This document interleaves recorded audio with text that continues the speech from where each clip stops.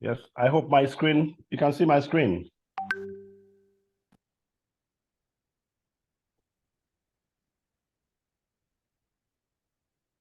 Can someone see my screen? It came up for just a second and went up again.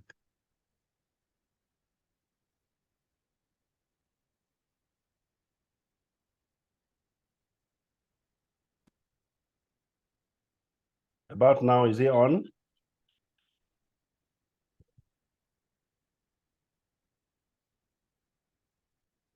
Oh, maybe. Well, it's just prompting that you started sharing, but it's not showing up yet. Okay.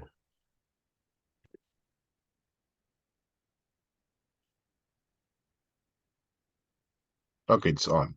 Okay, great. So, good morning, ladies and gentlemen. I'm quite honored to receive all of us innovators. And I think I must sincerely thank everyone present. And perhaps the rest speakers, obviously, will join us as we go.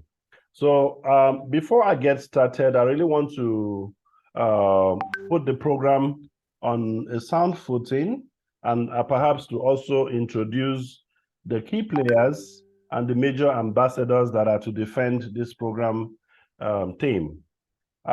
First and foremost, this program is actually a pre-Congress community event of Programmers Foundation under its innovation bed, WSA Nigeria, and as a reaction and perhaps as a community input to technology adoption, for which it's public, it's in public domain today that Nigeria currently suffers huge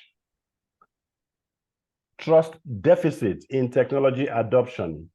And we have been able to identify with this even since my last presentation in the last Info Poverty World Congress, World Conference that was organized by OCAM at the UN headquarters the last 1st December 2022. And we're able to detect this in our assessments of Nigeria as to whether Nigeria was ready, to adopt some of these salient, principles of digital transformation for economic development with respect to quite what so many organizations and of course so many UN agencies have recommended. Agencies like the UN ICT for Seeds, agencies like OCAM, and of course, the World Summit Awards process. And most especially today, this project is actually pivoted on the current WSA UN consultative network. And this is supposed to be my local input to what we should actually expect as a contribution from the digital ecosystem, the innovation ecosystem, to how we feel we can actually help in building trust in the technology adoption space, whether in the areas of private adoption, whether in the areas of public adoption, or be it civil society technology adoption. And some of these lessons that we're going to take in today is actually going to go very far in helping, projecting, putting the voice across for what we think can be done to help the society at large. So in the program being shared today, we will actually see the players, and I want to introduce these players. Myself, being the UN World Summit Awards National Expert for Nigeria, and I'm quite honored to have convened this. And my colleague, the UN World Summit Awards National Expert for Togo, who currently is in Senegal and maybe joining us from Senegal today, in the person of Monsieur Olivier Kwame, and special acknowledgements of his participation today. And today, we're also going to have Mubarak Mahmoud, a media expert of the Globe FM from Bauchi State. Today, we also will be receiving Dr. Don Pedro Agabi, and this is the technocrats, and of course, the technology evangelist that is behind the Tech TV and the organizers of Titans of Tech Awards. And in the house, we have Peter Oluka, the editor, Tech Economy, and is a vibrant reporter in the area of technology. And following that, we have Moses Oluwatowo Amos. He's an executive director of Programmers Foundation. And today, he will be sharing the bits of what we'll take as the keynotes. And upon this will facilitate the media discussions from his presentation. And that's Moses Amos will be joining us from Cyprus International University in Turkey. And we'll be also having Mrs. Irene Imam, who is also a World Summit Awards national nominee for Nigeria and a tech expert. And we're also expecting Mr. Alex Ojo, World Summit Award winner, will be joining us from Accra, Ghana. In the house, we also have Fauzuddin Mahmood. Fauzuddin Mahmood is a current World Summit Award winner in the category of Open Government and Citizens Engagement, and is the producer for ZAM Tracker. He's actually from Zamfara State. Also in the house, we'll be receiving Richard Amafonye, CEO, Access Bank. Is actually, sorry, not CEO, Access Bank, is actually the Chief Information Officer and Technology Expert from Access Bank. Access Bank CIO will be joining us, as he has actually sent his message. And of course, we can understand some of the hassles that most of the banks are engaging right now, that even this weekend is not. We're on Richard Amafonye, and I hope my screen is there. We were actually on Richard Amafonye, the CIO Access Bank, and who will be joining us any moment. And of course, like it's just normal of banks in the season, they have quite a whole lot of things to deal even this weekend. Also in the house, we have Mr. Eshomomo Ogene. That's the country head, the Jury Justice and Rectitude Advocacy Initiative. And it's also in the house to present. His paper and everything is also available on the program page. And of course, all our papers will be available for downloads from the program page as we receive them. We have Honorable Rotarian Emeka Louis, is the SA to Abia State Government and CEO of Greenland Media. We have in the house Arome Ibrahim. Arome Ibrahim is the member of the World Metaverse Council.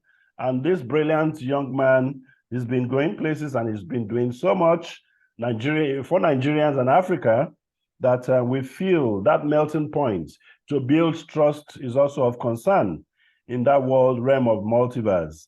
We have Faith Akman. Faith Akman is joining us. He will be joining us from Akwa Ibom State. He's actually the innovator behind the NHIA solution.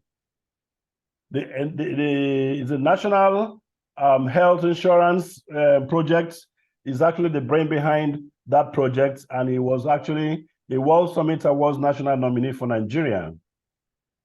In the house, I have Adibanke Marian. She's actually a UX/IX designer, and she's in charge of actually her startup is called Banke.co. She'll be able to introduce herself better. I have in the house Samuel Ikande, another founder of Igede Marketplace in Benue State, and also a World Summit Award national expert, national nominee in the last year, 2022.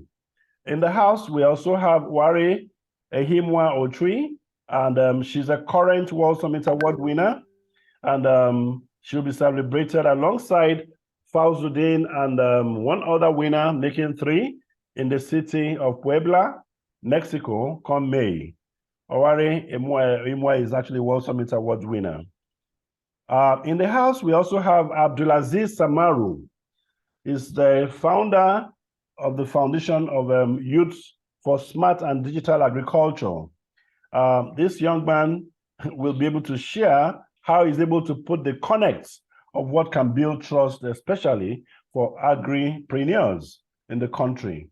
Because like we've shared previously, you realize that my event can start and end. I may not even mention INEC, because INEC is a very small microcosm. It's actually the smallest bit of the problems that Nigeria have when we are talking about technology adoption. Technology adoption and the deficit in trust associated with its adoption in any aspect of life is what we are facing today. Today, please permit me to welcome Saidi Olalere, also from the United States, systems engineer from Whirlpool Corporation from the US. And we're happy to be joined with his wife from the US. So you are welcome. Thank you. Also from the US, we planned them to come much later in the day, but I'm happy that they're able to wake up. They are with us at this time. Thank you all. Now, John Bedi Abasi from North Carolina and AT&T State University, US, and he's actually a fellow of the InnovationBed UNICT for Seeds project in Nigeria. In the house, we also have Oluwadamilola Sheyombo, and she is actually the brain behind the project called Skooks, a World Summit Youth Award Summit winner, and she would also join the team and delegation from Nigeria for the Congress in May, and between May and June in Puebla City, Mexico City. In the house, I also expect, we already have in the house Mr. Shola Kolyawu. Here I put him as a generational tech expert, and he has nothing less than that in description. And in summary, here are the current winners of the World Summit Awards 2022 and the ambassadors to be in Mexico, where we have from Edo State, Labor Hack, Oware Ehimwa, from Zamfara State, Fauzuddin Mahmoud, from Lagos State, Oluwadamilola Sheyombo. And these three will be received in the Mexico City, Puebla. Now, we have Mrs. Cinderella Ochu. She's a PhD candidate from the University of Johannesburg in South Africa. I think she's in the house already. She was trying to give one excuse or the other, but PhD people don't give excuses. So she's here, and I wonder she could get me a younger guy to speak if she's not there to speak. Right. So this having been relayed, I'm sure the house is full, and I may want to get the event started. I may want to verify if I have who do I have, so that okay, I can see Alhaji Mubarak. I can see perhaps we might just say hello. Let me just tap on you. When I call on you, let's just have you introduce yourself. Mr. Mubarak Mahmoud from Bauchi State, sir.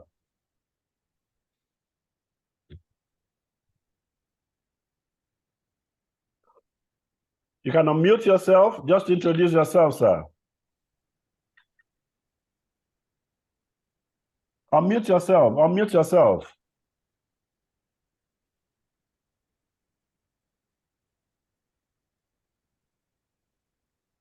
Unmute yourself.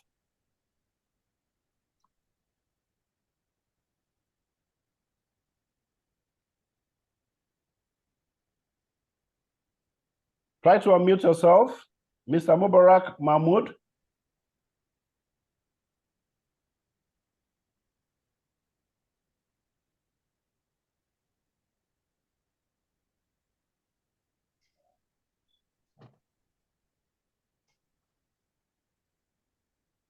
Okay. Am I sure you are getting our sound, Mr. Mubarak? Am I sure you're getting our sound? Unmute yourself. Unmute yourself. Hoping I can do that from here.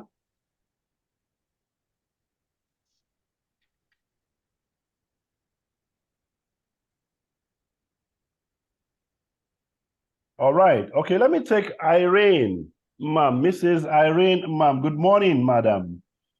Kindly introduce yourself.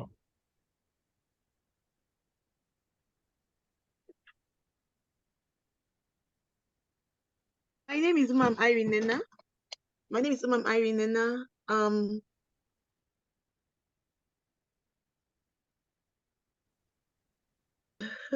senior software developer for PN Dynamic Limited. Yes, I've been writing software application for over 14 years, and I'm a nominee for WSA Nigeria for tax payment system for Nigeria government application. Thank you very much. Thank you so very much there from Mrs. Irene Ma'am. Let me take it from Saidi Olalere, please. Thank you so much, and good morning, everyone. My name is Said Olalere, and then I work presently with WIPO Corporation, United States, as a system engineer. And then Mr. Amos, I call him boss. I've been with programmers for some time when I was in Nigeria. So nice meeting everyone. Thank you. Thank you, Saidi. Thank you. Let's take the next US person, Bediabasi John. Good morning, everybody. My name is Bediabasi John. I'm a UNICT Post-Seed fellow. Yeah, so I'm here for Mr. Amos because he really motivated me to go deeper into tech. So I'm currently running a master's program in IT with a focus on cybersecurity. Okay, sorry, just to correct you, I didn't push you, but follow your passion. All right. Okay, can we hear from Mr. Peter Oluka?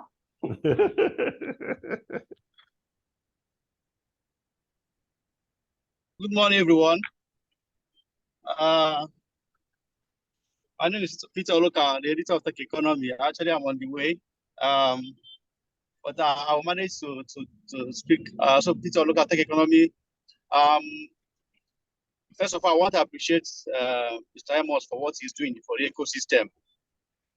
What he's doing is priceless in the sense that this is an ecosystem whereby a lot of people are selfish, permit me to use that word, in terms of their approach to the ecosystem. But he came with a different approach, giving young people the shoulder to lean on to achieve their aims. And the first lead they are giving our ecosystem is well appreciated. That's why we in the media, I told myself that as part of the media ecosystem, that we must also support what he's doing.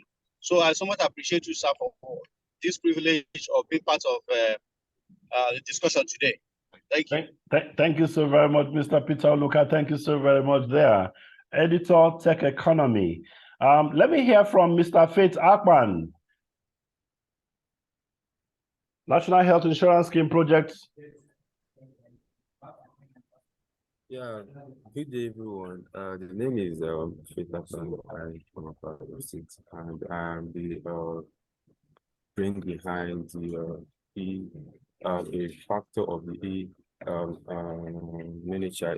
I'm a full stack software engineer on cross platforms, and then I'm also proud to tell the team that I've been also nominated for the Google Solution Challenge program coming up in May very soon. Thank you. Thank you so very much there. Thank you so very much. Do I take Cinderella Ochu? Do you want to introduce yourself there? Are you ready? Hi everyone, I'm Cinderella Ochu, and I'm a PhD candidate of the University of Johannesburg, South Africa. I'm very passionate about today's event, especially when it talks about issues that relate to women and technology. That means gender and technology. So I'm glad to be here. I'm really excited about this. Thank you. I'll guarantee you your flu will go. Right. Okay. Do we have banker.co?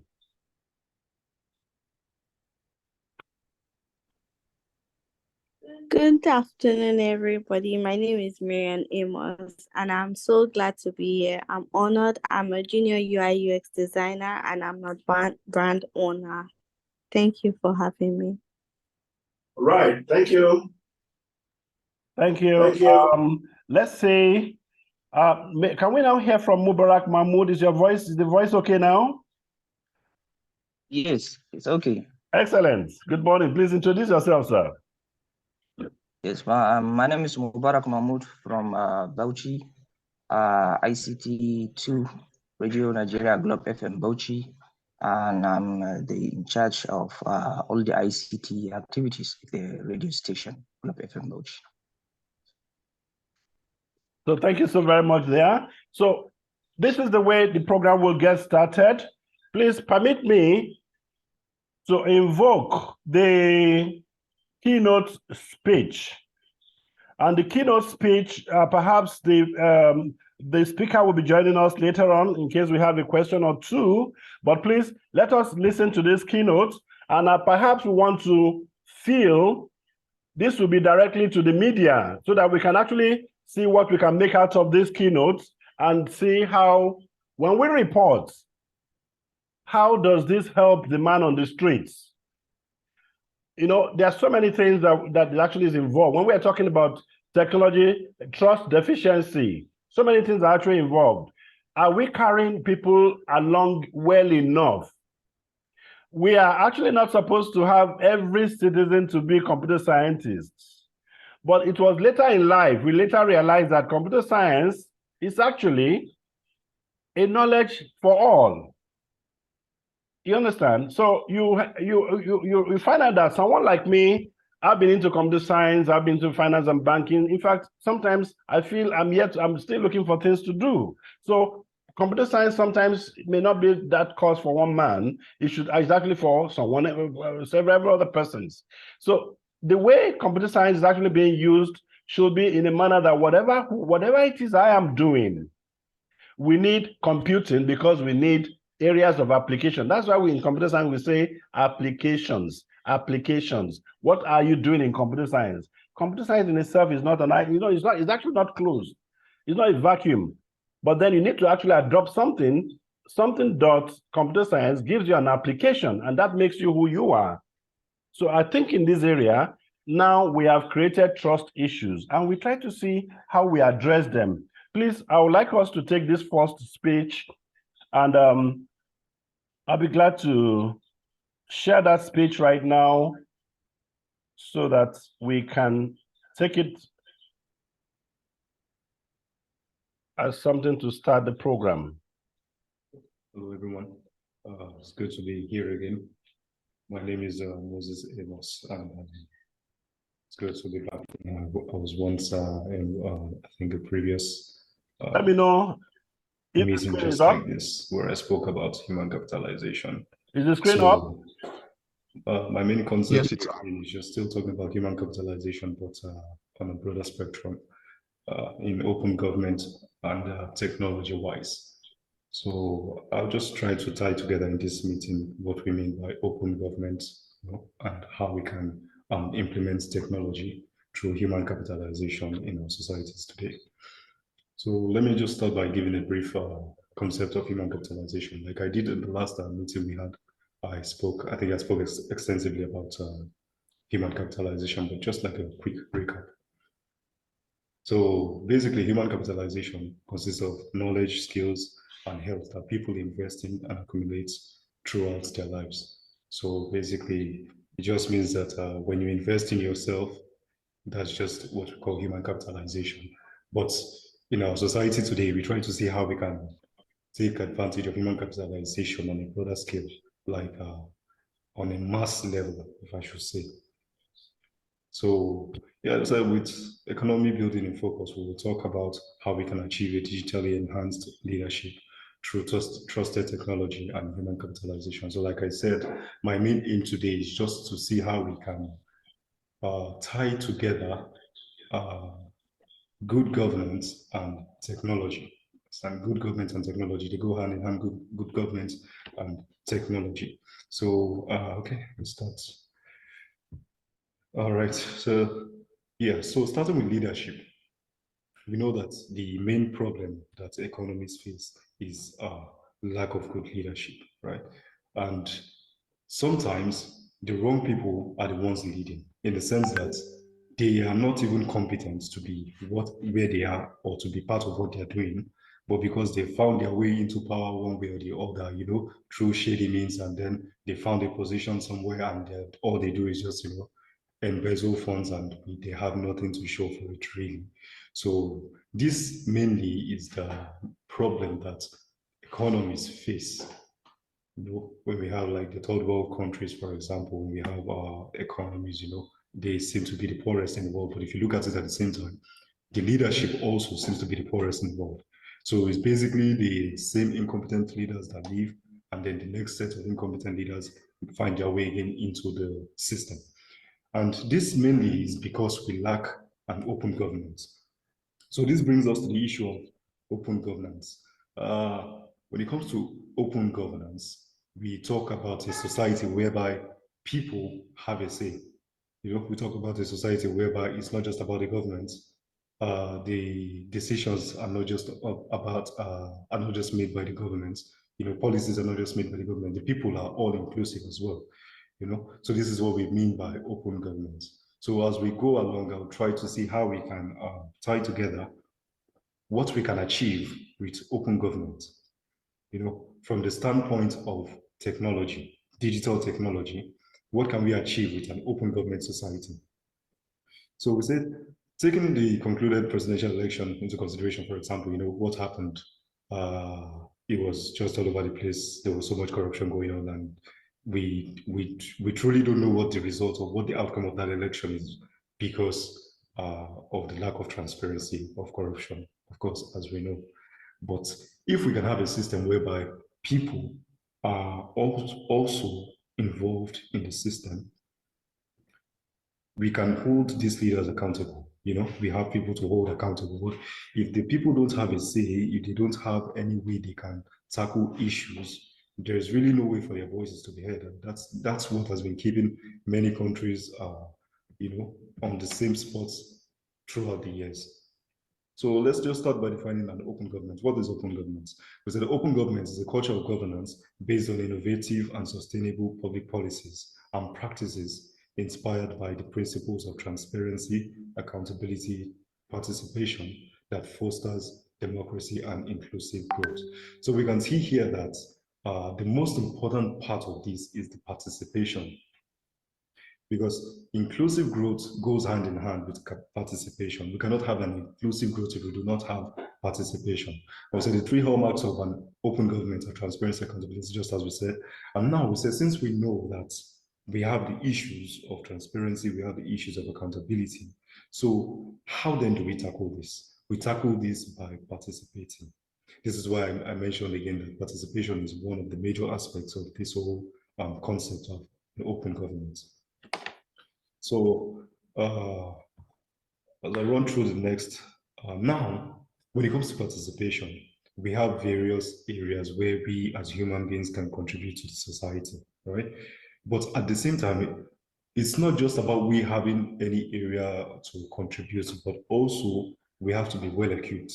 If we are not well equipped for the area that we seek to contribute one way or the other, we see that there really won't be any progress.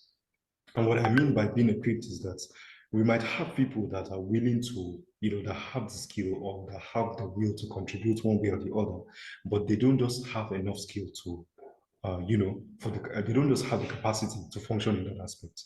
So this is the reason why I have decided to see how I tie in open government with human capitalization. Now, the main aim that we are trying to achieve is technology, how we can make technology drive the society, either in digital technology or is it maybe in hardware applications. But today we mostly focus on digital technology. And the reason why I would like to focus mostly on digital technology today is because when we try to attack issues, we need to know where the problems come from. And in our own case, we know that the problem actually comes from corruption, transparency, and stuff like that. So most of the solutions that we try to give to this kind of issues will mostly be digital-based. Statistics, analysis, data and all these kind of things. So now I just want to quickly talk about how we can use, enhance participation through human capitalization to promote technology. So we start with the government. And then, like we said that we are all inclusive. So if we are all inclusive, this means that we should have a government that consults the citizens. And this takes us to where we consult the citizens. Consulting the citizens means that the government needs to reason with these people and let us know what areas do you think we are lacking, we as a government are lacking. If we know the area that we as a government are lacking, now how can you be of help? What can you contribute to this? And not only what can you contribute, if you do not have the capacity, how can we be of help? How can we help you, to work on yourself, and then you can then later, from whatever skill that you have gained over the years, over the period of your training, how can you now give this to us as a service? So we said, where we organize partnerships with industries to train citizens on a mass scale. So again, when we have a government that talks to the people, knows what they have in mind, and rub minds together, and that okay, you have to make a way to for some training and stuff like that, then you can go on to relate with industries, come together in partnership, and see how you can actually put this together on a large scale, how you can actually put this together on a large scale. After the government has been able to come together with various industries, you've done some training, you've equipped people one way or the other in every aspect that they may need, whether it is in hardware application manufacturing, whether it is in software development that they need to sharpen their skill sets. We have ways that we can actually come together and provide people with the education that they need so that they can actually eventually give this back to the government as a service. So when we are through with training, then we can assign to various sectors, just as I said. So now, we said through open policy system, citizens craft the system based on whatever skill they've acquired and in their respective field. So, it's like a give and take really. If the government is open to having the public give their own opinion, having the public give their own contribution one way or the other, then an open policy system is vital really, because we must have a policy system that is all inclusive, includes everybody from all walks of society, and let them come together after their training and say, this is the skill, this is what they have to give, and then you can now see how you accommodate these people to make the changes, because it's one thing for people to be equipped, to be trained, and it's another thing for the government to actually say that, yes, we are going to accept what you have to offer, and we're going to actually put it into use so that we can see the difference and actually make a change. So with the backing of the government, citizens can offer services, like I said, in digital technology, and create projects to promote transparency, accountability, and develop technologies. So like we said, this will be in all sectors. This will be in finance, education, banking, and so on, healthcare. They can provide services in the form of digital technology in all these aspects. So, of course, we know that they may need funding one or the other even after they've gotten their skill and they're ready to take on projects. They may need assistance with funding and all these things. And this is where the government needs to come in to make sure that they actually back these people, and not only back them, help them see that these projects actually come into fruition. So now we say that after we have a government that has actually accepted the new the new reality, and I say the new reality in the sense that if we have a government that is now open to the fact that we can have people contribute one way or the other in the means of technology, now we can say that the end result is an open government that has been crafted to adapt to public projects and ideas to influence the government body, promote accountability and growth.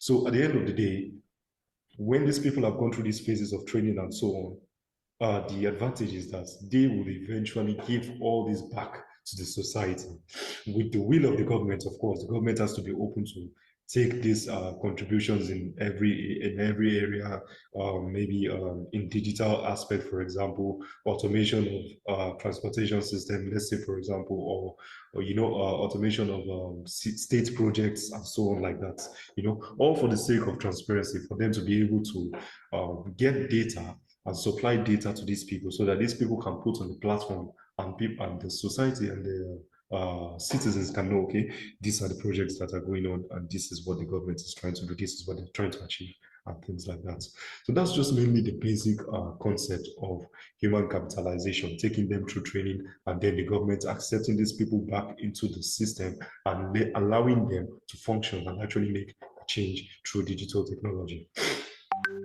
So we said, but yeah, participation itself covers all areas, healthcare, and so on. And we said that to explain participation in detail, citizen participation is the mechanism by which citizens participate in and have influence on the design and implementation of the public policy and service, and the ultimate goal of making governments more open and responsive, just as we discussed earlier. So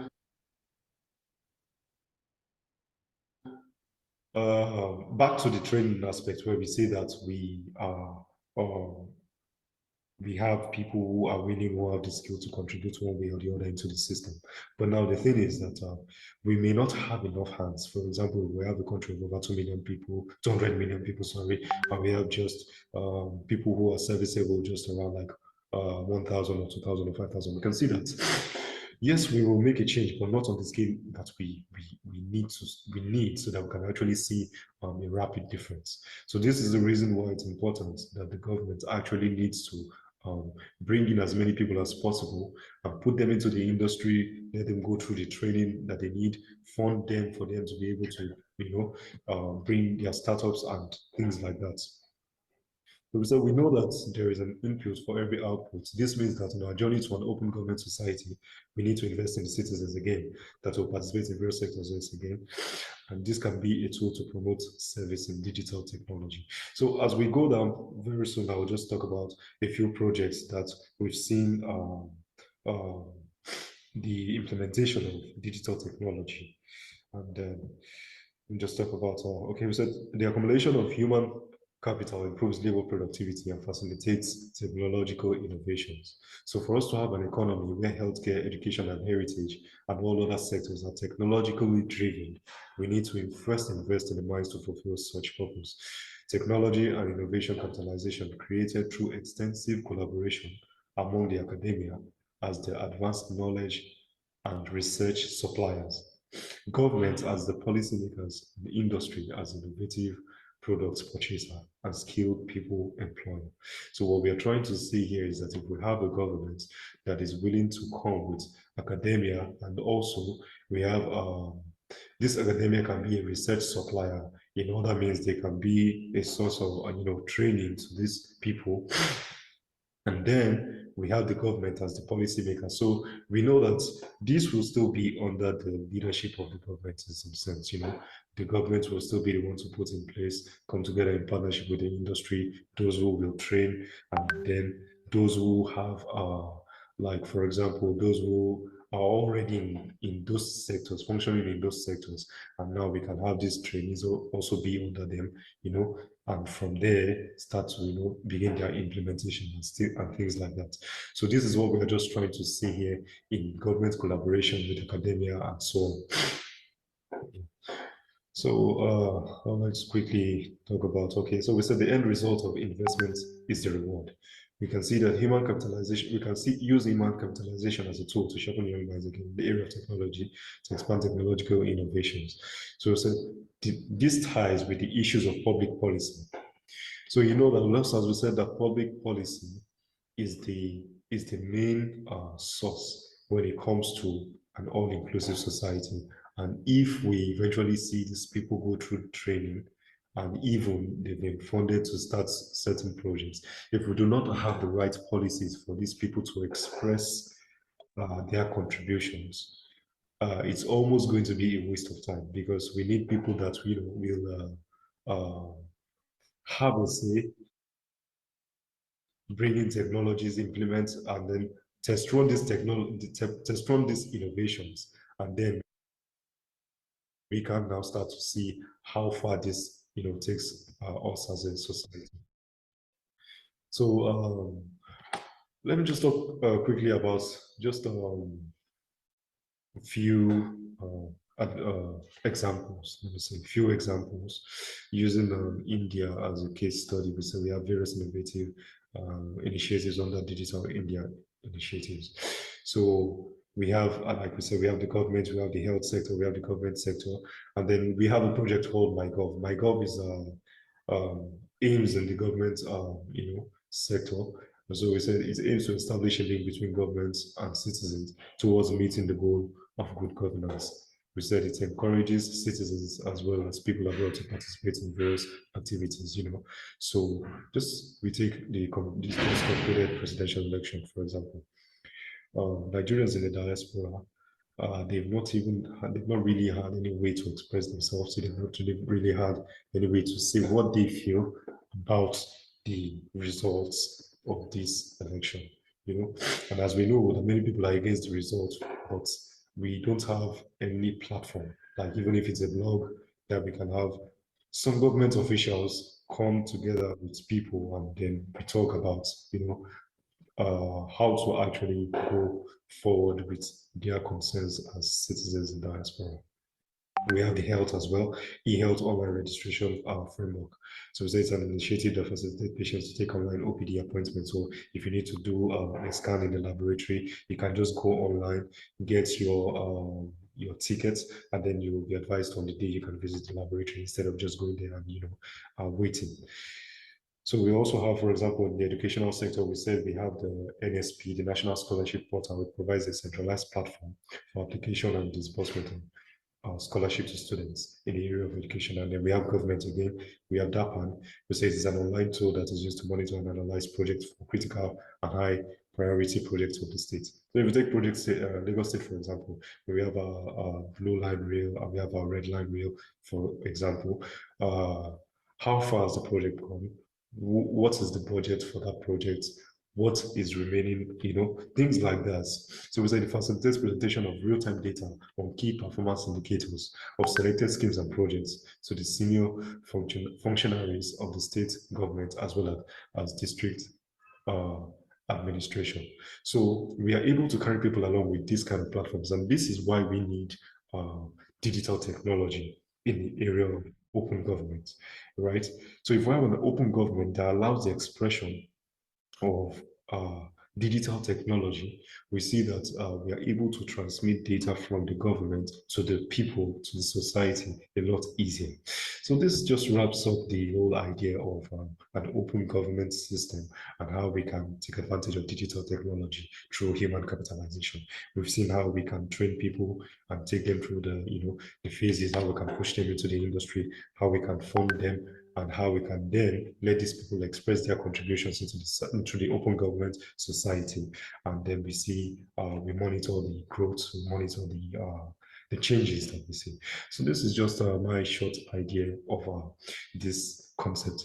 And we would like to hear from you as the event goes on. We'd like to hear your contributions on what you think or how you think we can actually take this idea on a much broader scale to persuade the government to come into this and see how we work together.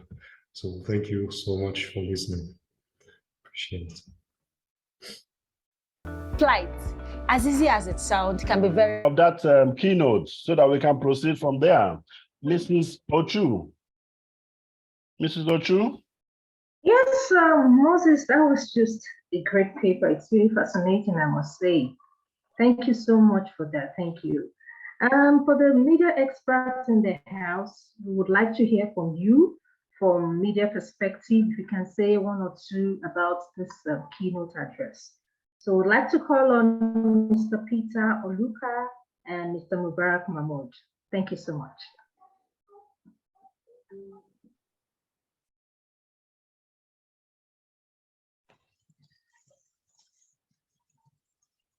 I'm Mubarak Mahmoud, and thank you for giving us this presentation on open government. So open government based on media perspective. I can say we can only achieve this by enlightening people, educating them based on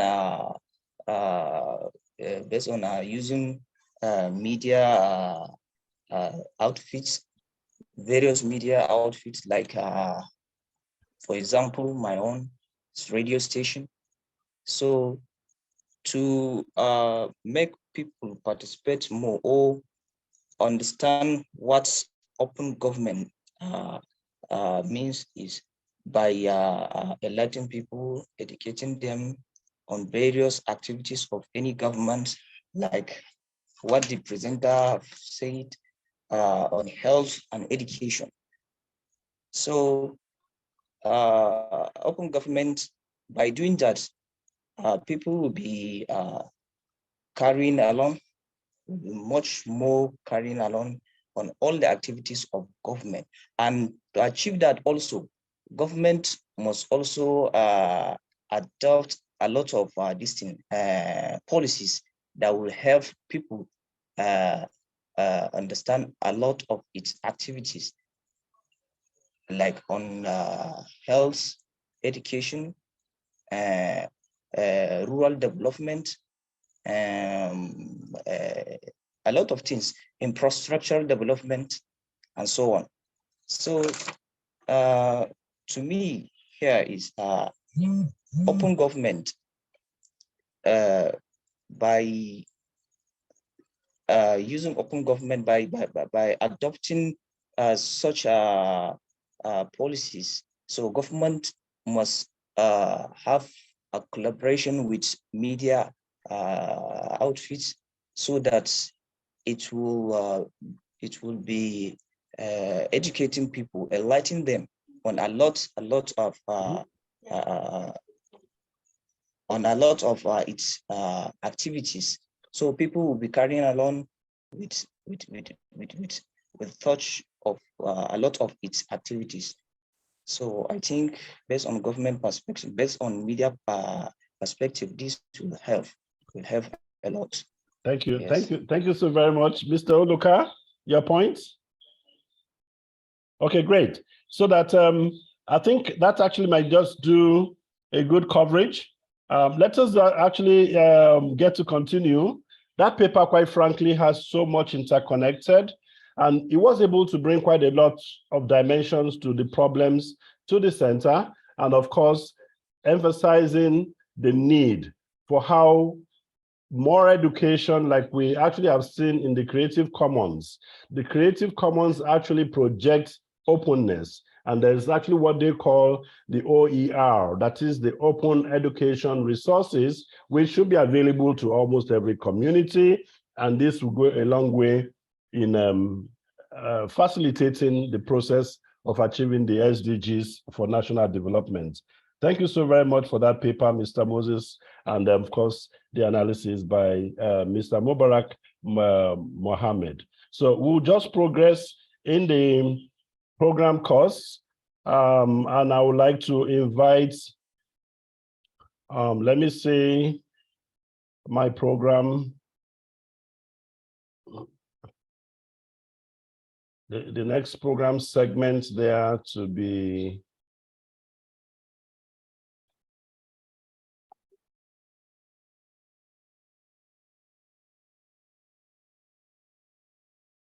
okay. Oh, I have Madam Irene Imam in the house. Madam, are you set for me?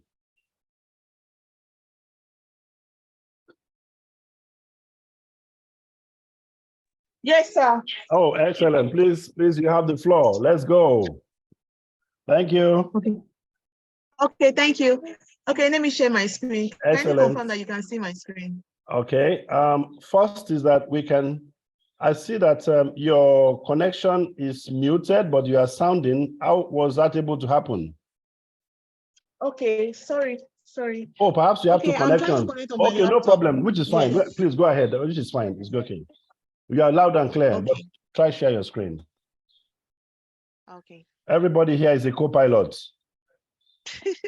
Okay, thank you very much for that. Thank you.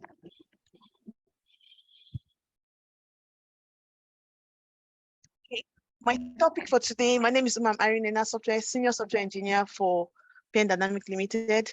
I'll go straight to the presentation slide now.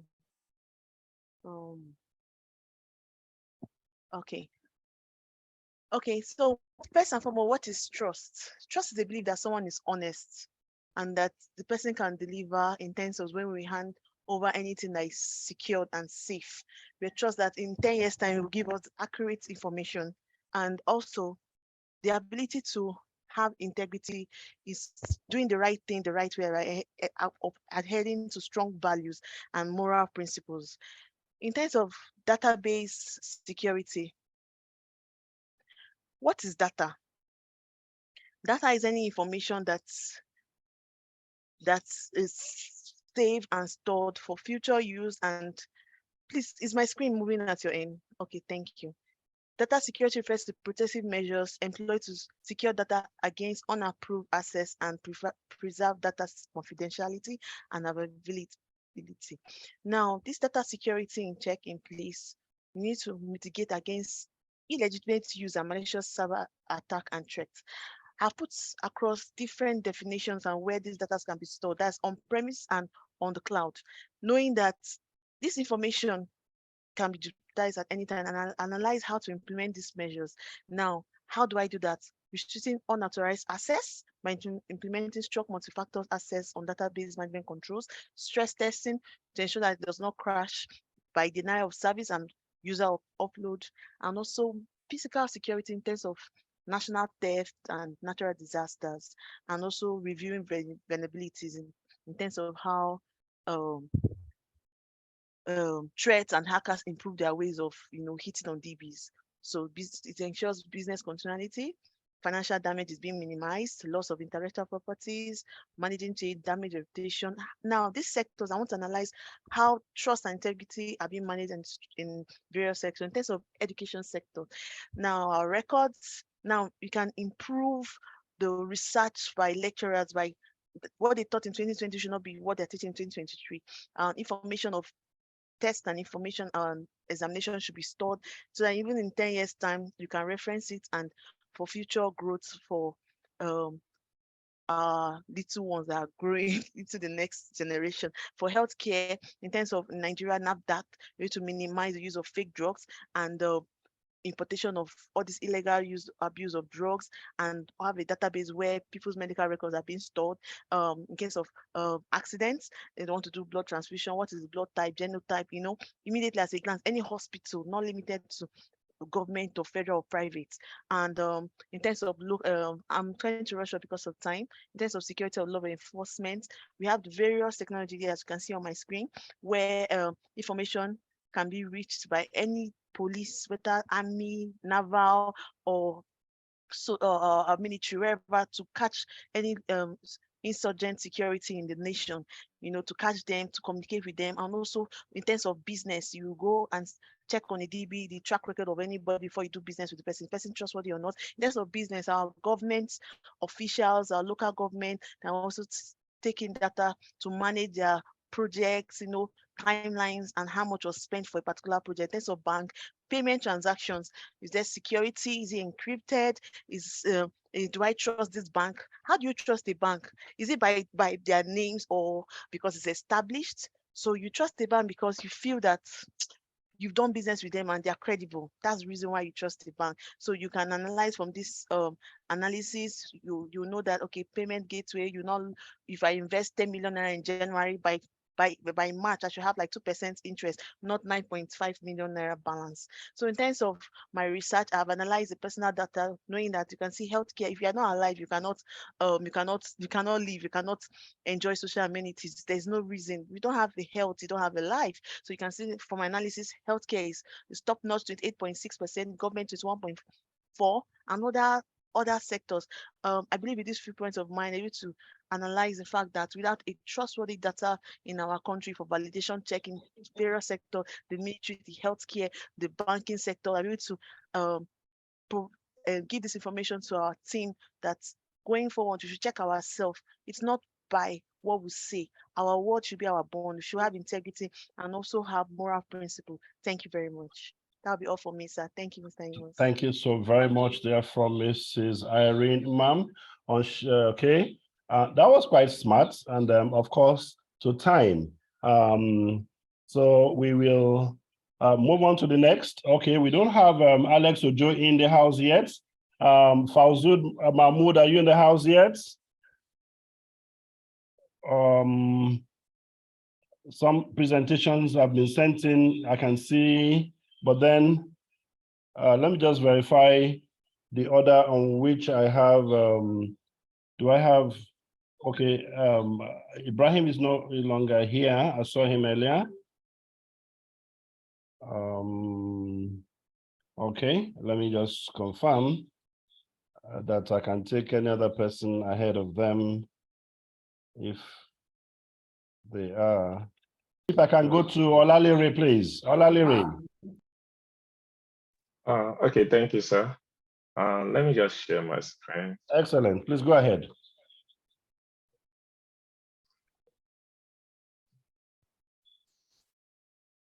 Can you see my screen? It's coming up. Okay. Available now. Okay. I want to put in slides. Sure. Okay. My name is Said Alale. So I will be talking on Nigeria peculiar situations required innovation. So my perspective is Nigeria election. And then, so moving forward, when this question, when I send this topic to Mr. Amos, I was thinking about what are the likely questions I need to respond to. And there's something that stuck with me, okay, as an innovator, are we asking the right questions? Are we really thinking in the right direction? Are we bringing the right thing on the table? And the first thing that stuck with me was, when you look at the Nigeria election, who are the stakeholders? We have the electoral body, we have the government, we have the voters. And there's something we call the process map. So can we do a process map on those stakeholders in terms of, okay, when you look at the electoral body, what are the challenges that is being encountered? We have late election materials, getting to polling units. We have official integrity. We have system integrity. We have issue with voters' enlightenment and education. We have issues with process monitoring and other things like that. When we look at the government also have its own role to play. We have voters' intimidation, election security, politician threats. We have vote buying and other things. The key one that struck me is the voters. Are we doing the necessary voters' educations? What is the criteria that determine a voter's decision in an election in terms of what is their poverty, what is their economic status, what is their employment status? These are critical issues that affect a lot of things. And then when I look at everything, there are some that we can control, there are some that we can't control, especially those ones that are noise, and those ones are the one I put as N. There are things that we can't really control much, but there are some majority of those issues and questions can be controlled. The next thing that stuck with me is that when I look at these pictures, I look at integrity, I look at interaction of systems, I look at system trust, system integrity, I look at collaboration, and these are what encompasses a complete process. And then according to Harvard Business Review, it says that diversity unlocks innovation. And this can create an environment where we can think outside the box in terms of creating ideas that is peculiar to our particular issues and particular situation that we are. Then the next thing that struck me is that what has changed in this electoral process? We understand that there is a new electoral act that was signed in, and that is a great progress. Also, we can understand that INEC also makes some improvement in terms of inclusion of beavers, IRF, PVC. These are innovation that was created to improve the process. But what we should be asking ourselves, was the process improved? Or is there a better way as innovators that we can improve this process? Then the next question, innovators, how can we identify problems from the data we already have? Are we really utilizing the data that we have presently to provide solutions that we can tailor to the peculiar situation that we are? And the first question, the first thing that struck me is, the first thing that struck me is that when you look at the voters to their population ratio, these are demography of how registered voters are in Nigeria presently. And when you look at the literacy compared to illiteracy in Nigeria, we have like 70% of literacy and like 30% of illiteracy. And from the demography of the voters by occupation, we can see people within the farming and fishing, like 16%, compared to when you say as students, we have like 25%. These are registered voters that make critical decisions in the election. Apart from that, we can see people in business, 13%. We can see people in trading, 9%.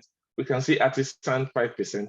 These are critical data that we as innovators, we need to start looking at before we start providing solution to some of these peculiar situations or challenges we are facing. The next data that comes in is what defines the voters. Voters' behavior is very critical in terms of what is the background, their social identity, their party affiliation, candidate performance. Also, voters' education is important. The internet plays a lot of roles in this because internet is one of the inexpensive tools we can use in terms of educating people, especially the educated.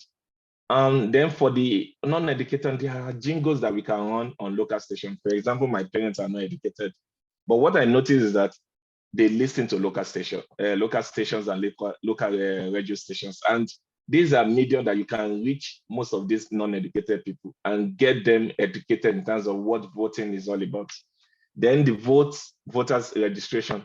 I understand that there is NIN, National Identification Number, which is well recognized. It's more of like a government managed database. Why do we waste a lot of resources registering voters almost every 4 years? Why don't we just utilize NIN and just save that time and that process and utilize that in other processes that we are? Then the next thing that comes to me is how can we tailor our solution as an innovators?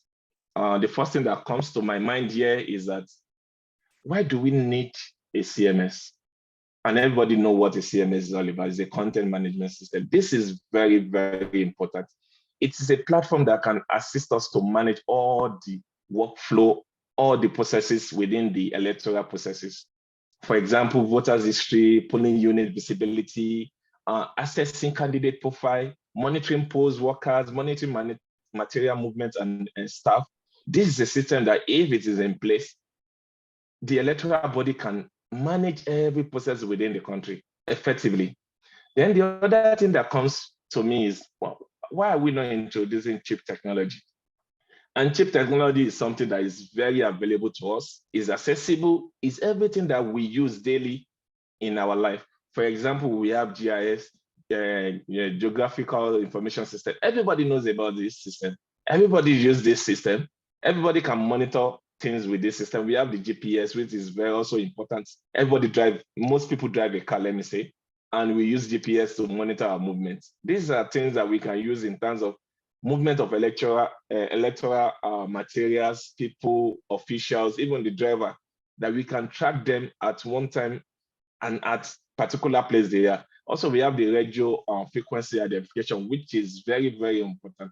Most of these gadgets being used by HINEC, or let us say the electoral body, can have embedded chip that we can use to monitor them and know where they are at a particular time and understand when they are being activated and understand when it is deactivated. And even on instant, it can give us prompt information when voters are being registered on the polling units. These are the systems that we can implement, which are even more cheaper than having a lot of resources, developing systems that are not even effective for us. So in summary, I would just want to employ innovators, we need to like do much in terms of trying to like understanding the issues that we faced and finding a solution that we can tailor to those issues. Lastly, I would just say in an electoral process, government is the key stakeholder, but innovators are the key changers. Thank you. Wow. Wow, wow, wow, wow, wow. Thank you. Thank you so very much. You actually nailed it. You actually nailed it from the INEC process perspective, and that is actually very brilliant. And I think it's actually worthy of a recheck, quite frankly. Please, before I take the next paper, do I have Mrs. Cinderella Ochu? You wanted to make a comment? Yes. Thank you so much, Mr. Olalere. That was highly informative, extremely informative. Thank you so much. It's such a brilliant paper. May I ask you, hello, may I ask you, Ms. Ochu, can you remember Olalere while he was in Programmers? I'm trying to recall, but I think I do. But it's not so completely. Not well. Please go ahead. Go ahead. Not completely. Thank you so much, Mr. Olalere, once again. Yes, he has nailed a major aspect that it's a kind of support to what I'm about to say, because I'm in the field of education. And when we talk about technology, we talk about innovations, and we talk about development in policies and governments. Most of the time, it seems like the role of students is underplayed, is downplayed, so to say, because students are not given a kind of recognition that they should give. Meanwhile, they play a major role. Because looking at the paper of Mr. Olalere, I could see the statistics that you gave for voters by occupation. And from there, you could see 28%. And 28% is quite huge when you talk about the participation of students. So in respect to that, we would say that students, they play a key role in terms of innovation. Then another aspect that we need to look at, looking at your slide, Mr. Olalere, you spoke about the aspect of housewives. So in that area, we could bring in gender. Because that's another silent aspect of policy making. When you're making policy, the role of gender is always very, very silent. And most of the time we call them the unheard voices. So people need to start talking about them, people need to hear about them, and people need to recognize their own contribution towards innovation or technology. And that brings me to the point of our theme for this year, 2023 theme for International Women's Day. We spoke about embrace equity, and more importantly, we spoke about Digit-All. Digit-All is part of our theme for this year for the International Women's Day. So it's something that United Nations really embraced when it talks about women and technology, when it talks about women and innovation, and in respect to gender equality. And this theme is actually aligned with the priority theme for the upcoming 67th session of the Commission on the Status of Women.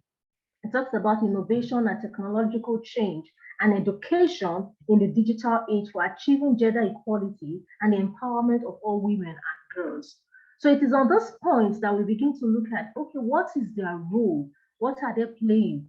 What kind of education do we give to women? What kind of education do we give to students? So at the University of Johannesburg, I'm lecturing second-year students, and most of the applications that we use are technology, because we can't do anything without this technology. And this technology is actually very credible. We use Canvas, we use Digo, we use Turnitin. I'm sure a lot of people are aware of Turnitin. We use Blackboard. So all those things are part of the education that we give to students, and we prepare them ahead. So when you talk about policy making, it's very important to bring in students. And when you bring in students, like I said earlier, that they play a major role. But when these students do not have the information that they should have at the formative years, it affects them in decision, and it also affects them in terms of being participatory or participating in government and policies. So the kind of education that we give to them and the kind of exposure that they have in terms of being able to use all these applications, and these applications are very credible, like I said, and they are very trustworthy in terms of you saving your data into them, and we have access to this application in terms of grading students, in terms of marking their continuous assessments and so forth. So since they have this knowledge base, then they can actually contribute to the society. So that's the aspect of students. Then on the aspect of women, I must say that it's very impressive. In the 21st century, you see a lot of women going into technology. You see a lot of women doing wonderful, great, fascinating things when it comes to this aspect of, before it used to be like, oh, they were at the backdrop. Whenever you mention women and IT, for instance, you don't see a lot of women going into that field. That field seems to be dominated by men, but the game has changed now.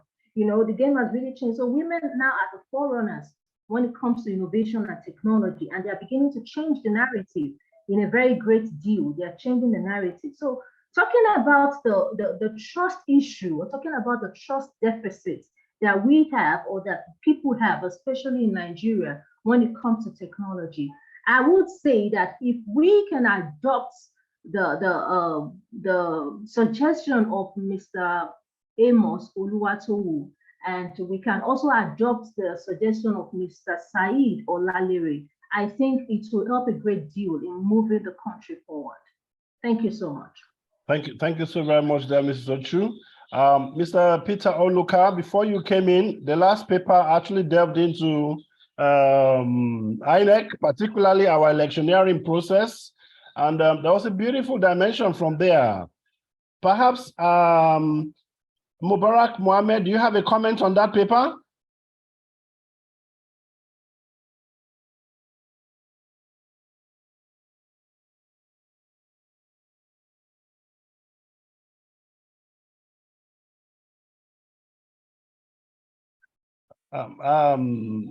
Mr. Mubarak Mohammed, do you have a comment on that last? Now we are at the stage of participatory media.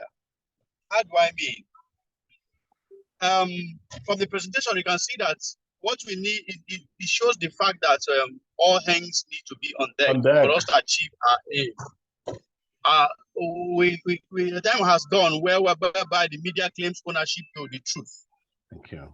In the sense that today we have seen citizens who bust even the media by way of bringing out the truth to bear. So the media, and also I will start by saying that the media we see is a reflection of the society we have. That's correct. The media we see anywhere in the society is a reflection of the society we have. If we have a society that believes in democracy and believes in the tenets of democracy, it should reflect in the media. Then if you have in the media and a society that tends to be democratic, but the actions are somehow undemocratic, it's going to reflect in the media also. This is what we are seeing in Nigeria today. So the media cannot operate. Media is not an island; it's part and parcel of the society. Now, moving forward, from what you have seen today, the ingredients the media needs to sell to the public is the truth. That is the basic thing. The ingredients the media needs to sell to the public is the truth. In fact, if you have a piece of news, you have research, you have anything you have, and it's not the truth, that means you have not sold anything tangible to the media, the society. So I just want to drop that comment that, one, the media we see in Nigeria is a reflection of the society. Two, the media has to redeem itself by selling the truth to the society. Third, the technology ecosystem in Nigeria or Africa has not incorporated the media in what they are doing. I'll give you an instance. If you go to, I'm trying to mention Google apps, voice to text. Some of those things, they can't transcribe what we have because they say our accent. We're looking at a technology that will help us to transcribe Yoruba from voice to text. We're looking at app that will transcribe Igbo from voice to text, Hausa from voice to text. That is what we are trying to do. We are looking at. It will help the media to even transform the landscape. Who told us that we can't disseminate information in Hausa, Igbo, Yoruba that will help even the people in the rural communities to understand health tips, to understand technology better, how to use technology. It's only during election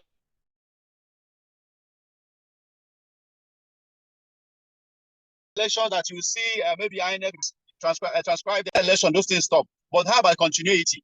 Because if we have anything to do and there's no element of continuity, it means that maybe after every 4 years, we go back to go back to where we're coming from. And in the next 4 years, start complaining till the next 4 years. So it's a collective responsibility. The tech ecosystem should look how to do what, help the media also. Why the media also see how to do what, impact society better. The challenge we have today in Africa is because technology from the West entered the media, and media in Africa could not enter the technology in the West. How do I mean? The Facebook of this world. There's some content, our cultural content we put on Facebook, they will flag it as against the community. There's some content from their own end that is against our own culture, which you see in the media, which you see on Facebook, and they don't see it as flouting their community rules or regulations. So what I'm trying to say in essence is that the media and the technology has to have a handshake for us to impact the society better. And the media, with the content you have to dish out, have to be content of truth, telling the people where we are, what you all can do, and how you can do it. So thank you so much. That's what I want to just pass, information I want to drop as we go to continue with our presentations. In fact, thank you. You've made very, very, very salient points there relating to media and technology. And I think those things are noted. And that is why in the course of my work at this community kind of work, I will always try to see how I bring up the contents from the media. I actually want to see the perspective of the media because I need them to be party of the process. Because sometimes our reportage, for the purpose of information communication and technology reporting in the country are sometimes very far from the realities. There are actually nowhere we can actually bring in the innovation to the solution, the innovation to the solution, the problem and the problem analysis vis-a-vis its implementation. And here we are in the middle where we have pyramids of digital divides, promoting trust deficiencies in adoption, whether by governments, whether by private organizations or civil society organizations.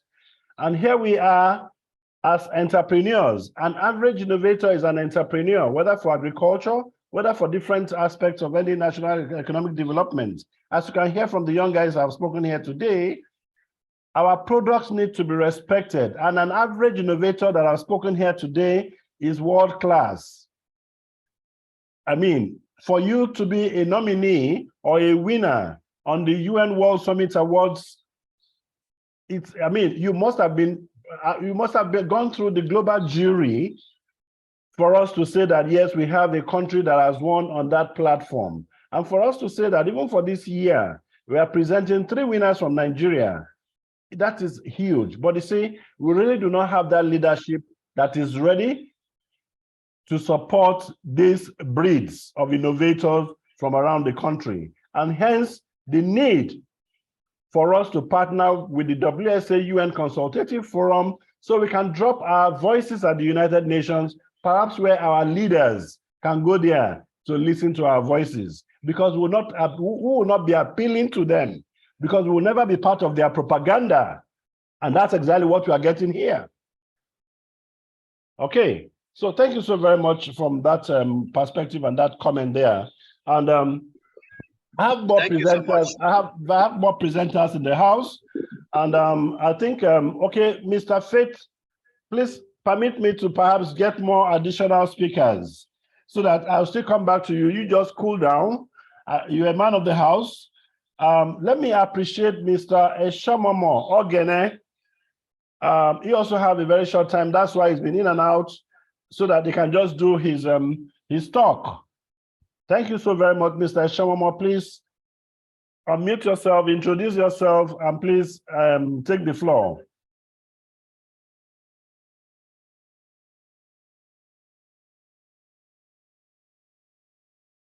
Everybody here is a co-pilot, so you can drive, you can present anything, you can share your screens.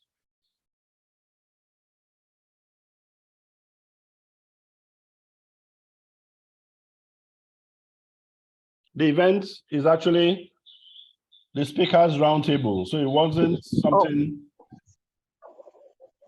Okay, am I audible now? Very well, we can hear you, sir. Great. Good to know. I apologize for the discrepancy in my timing, and I want to say it's a privilege for me to be on WSA the second time.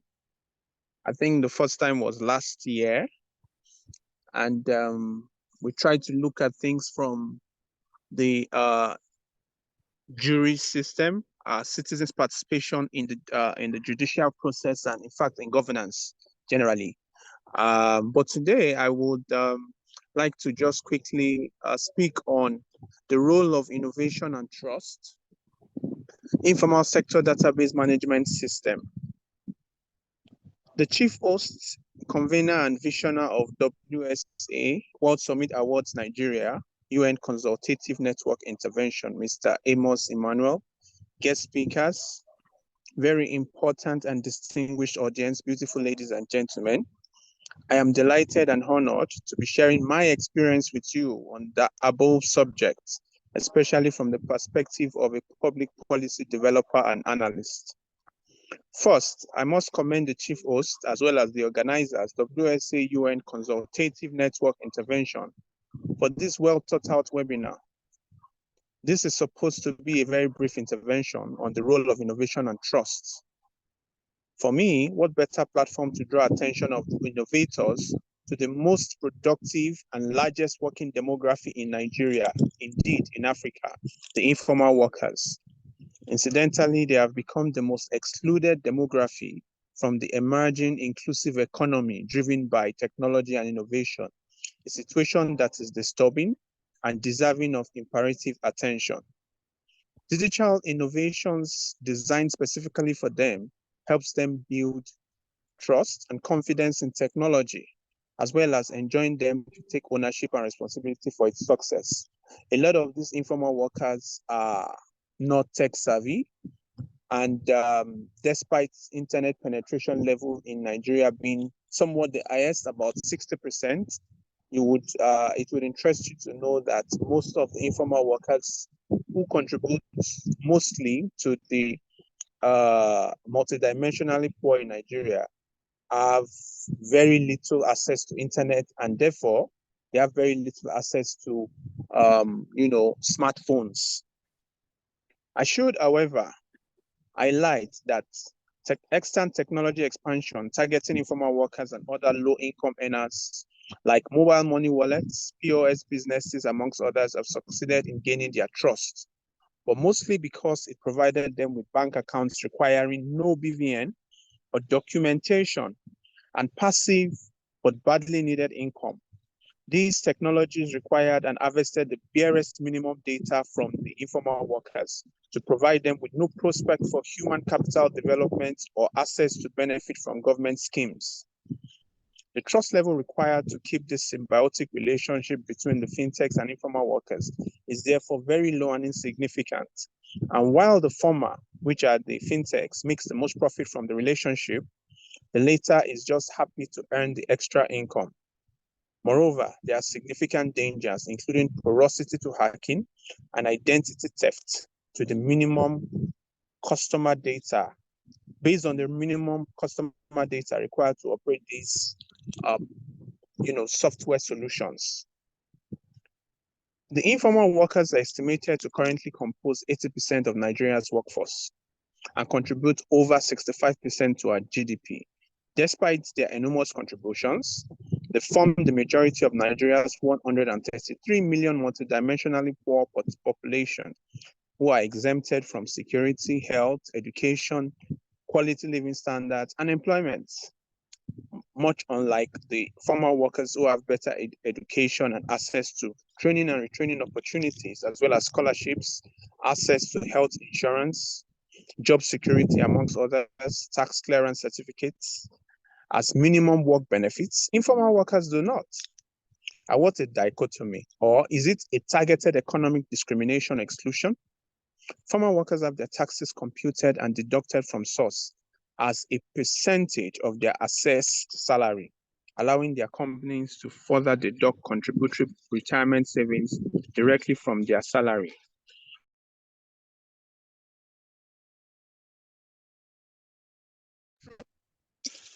Basic human development such as education, specialized trainings, healthcare are accessible to formal workers, which exempts them from the plague of multidimensional poverty. This is the challenge. Nay, it is the opportunity that warranted the development of the informal sector database management system, a technology platform to drive the informal sector micro-tax for value-added services policy. To thrive, the innovation requires primary data from the informal workers for them to provide this data, which shall be accessible to the respective subnational governments. They, however, need to trust that data security and privacy will not be compromised, or neither will state governments use this data to target them. Another striking reason where trust is critical to be earned is in the efficient delivery of all services offered. The level of apathy among citizens, especially informal workers, towards government programs is alarmingly high. But after a survey conducted in 2020 to 2021 with 12,000 informal workers participating, 92% noted their willingness to provide the relevant data to be onboarded onto the personal income tax net if guaranteed at least health insurance coverage. They are assured of their willingness to invest their trust in the policy, and by that token, the technology to drive it. Informal Sector Database Management System, ISDBMS, is a data collection and sharing software designed by the Jury, Justice and Rectitude Advocacy Initiative to collect the biometrics and other relevant data required to onboard customers onto the personal income tax net, micro pension scheme, health insurance policy, and state resident identity management platform. A single data form that captures all the data required for all these 4 entities. Currently, any customer interested in being onboarded onto any of these platforms independently would have to provide the different data required for each of these platforms separately and keep reviewing and updating them independently for effective and efficient optimization. On the other hand, for all of these separate entities and indeed the subnationals to optimize and integrate the data on their different platforms, they would need to invest in a new technology. In new technologies, fresh business negotiations, fresh business models, redesigned risk analysis to determine which organizations are suitable partners, while also trying to assure their new and existing customers of data privacy and security. With the current low onboarding rates to each of these 3 different entities by Nigeria's largest working demography, the informal workers, there is a dual challenge that this productive but multidimensionally poor demography would keep being excluded from such avenues for human capital development, while their offsprings are set up for cyclic and generational poverty. But with the ISDBMS, rather than collect their data 3 times separately or 4 times as the need may arise, it is collected once and warehoused centrally on the ISDBMS for all other entities to efficiently assess and effectively deliver the needed services.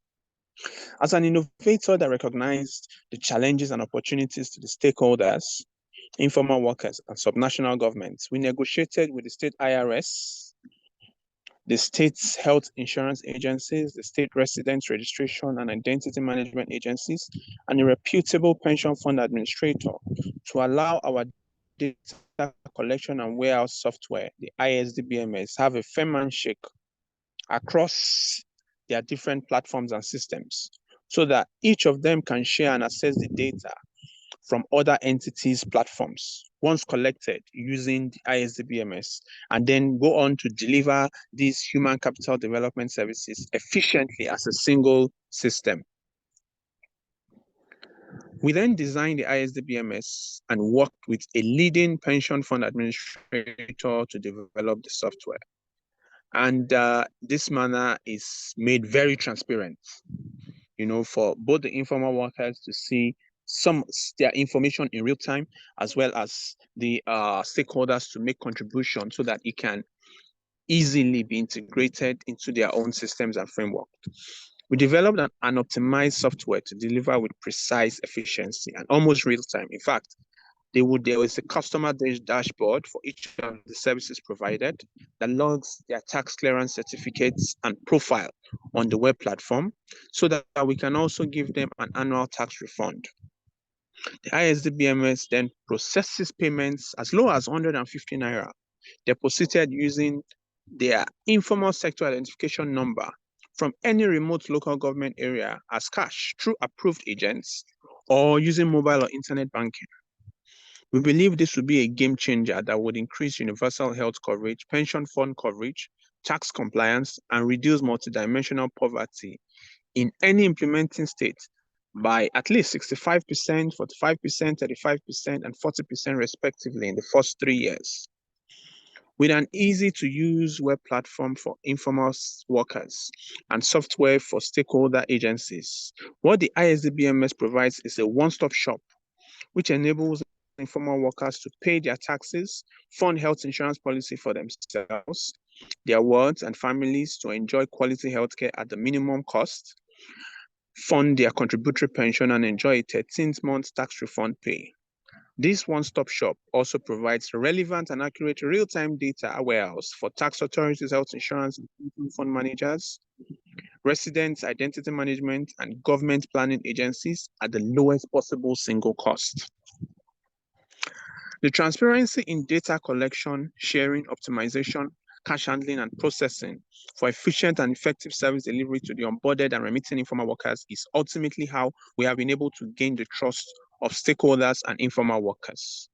Whilst delivering on human capital development projects, innovators must embrace technology, as technology guarantees sustainability, ensures efficiency,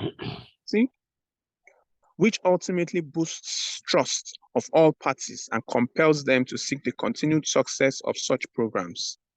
Indeed, it was Elon Musk, a great innovator himself, who said that the key thing to trust is transparency. And that is why the ISDBMS is transparent both for the end users or customers, that is the informal workers, and for the implementing agencies and entities, both at state level and private organizations. All of them can see what's happening in real time through the ISDBMS.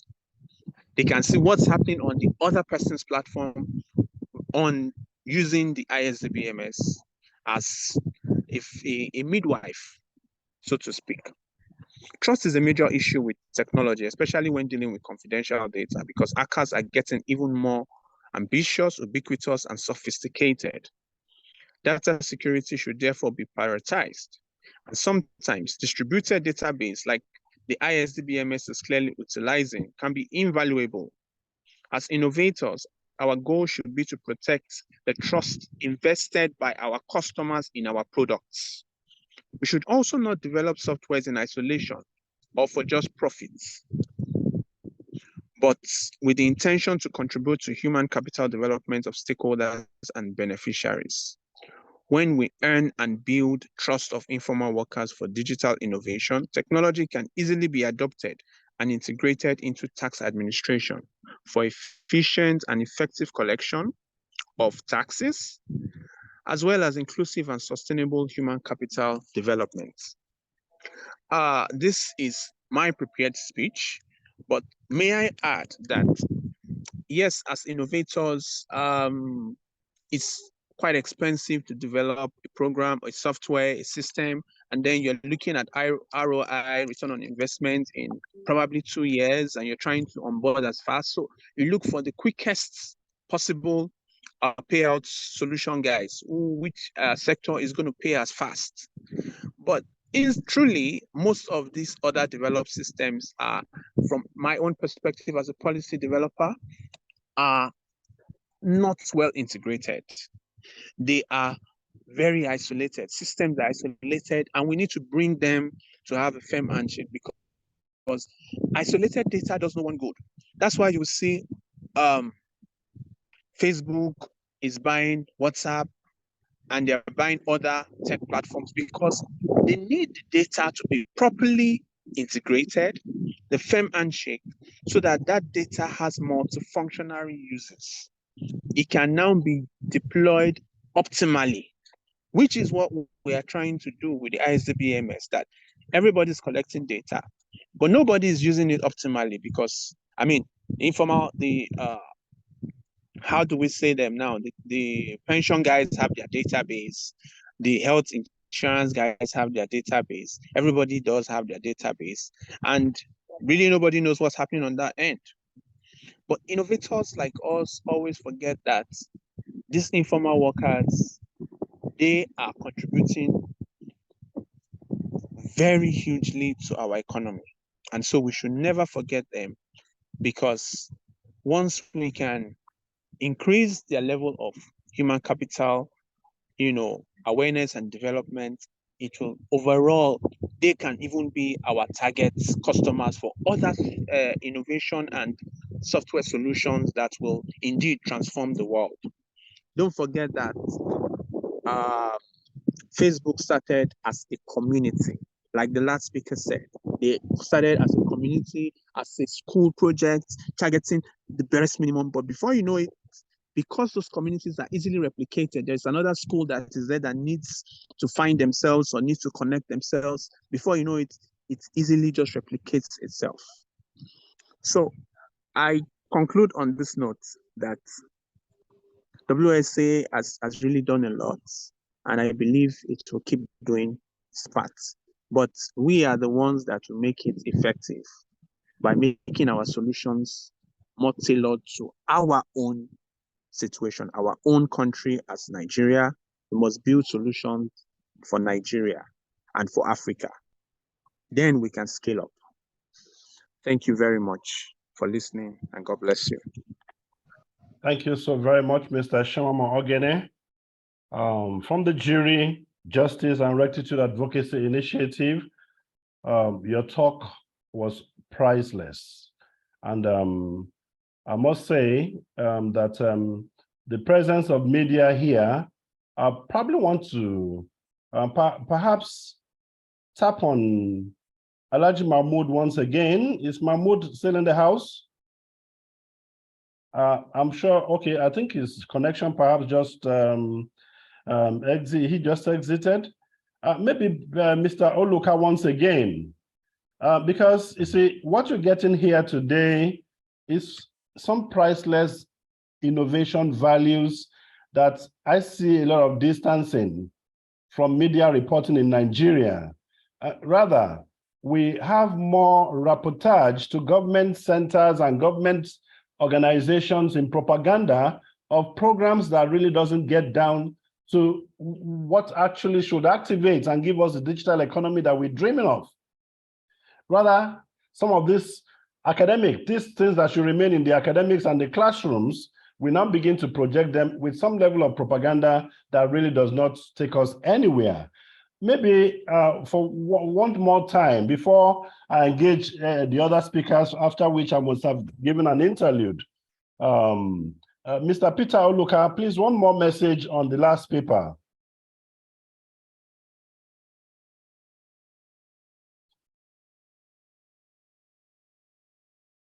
Can you hear me? Very well, you are on now. Okay, so thank you so much for this paper. I just hit the nail on the head, in the sense that there are some areas data we know is king today. Data is king, and data, like we usually say, is the new oil. But how we use data is what matters. It's just like saying knowledge is power, but knowledge not applied is a waste. So data that we have that is not applied to solve societal issues is as good as a waste. So this innovation is quite germane for me, because the informal sector in Nigeria, the informal sector powers the economy of Nigeria. Permit me to put it that way. The informal sector powers the economy of Nigeria. But how are they taken care of? Who cares for them? How is technology taking care of their affairs? Has technology impacted their lives? Can technology make their lives better? Can it enhance their solutions? Can it enhance their products? Can it enhance their marketing? Can it enhance their sales? Can it enhance their communication or bring them to the formal sector? Government keeps saying the whole of Lagos, government keeps telling us that they have less than 6,000 people who pay tax, 6 million people who pay tax in Lagos. Can you imagine that? But you go to the marketplaces, open markets, let me put it that way, the open markets. In the morning, someone comes to the market to collect money from those women who is selling something. In the afternoon, another session will come. In the evening, another people will come, another group of people will come from the same woman. But those things are not accounted for. So I think that this technology is quite germane in the sense that it's going to be, if put into full use, it's going to open up a lot of things and open the eyes of the government. You know, I keep saying something. Nigeria has a lot of things in place, but the issue is that government implementation. If government can buy into this and work with them, people like FIRS, I think that's they have a stake in this technology. Even the Federal Minister of Communications and Digital Economy, because if they say they want to train people, they need to get the technology down to the people. They're looking at 90% digital skills, 90% of our population to be digitally skilled by 2025. That's what government is projecting. Okay, how do we go about it? Are we saying that the informal sector, they don't deserve something better? So I think that this technology is all-encompassing for me. My stake is that the implementation area is what I'm looking at. The implementation. How soon can it be deployed? What should be needed? What do we need to deploy? Who should come on board to deploy? That is the area that of my major concern. If you're able to get those things answered, I think it's good to go. Thank you so much. Thank you so very much, Mr. Peter Oluka. On this note, please permit me to just give us a 2 minutes theme song of the World Summit Awards from Programmers Foundation. And this theme song should entertain us a little bit. For 2 minutes.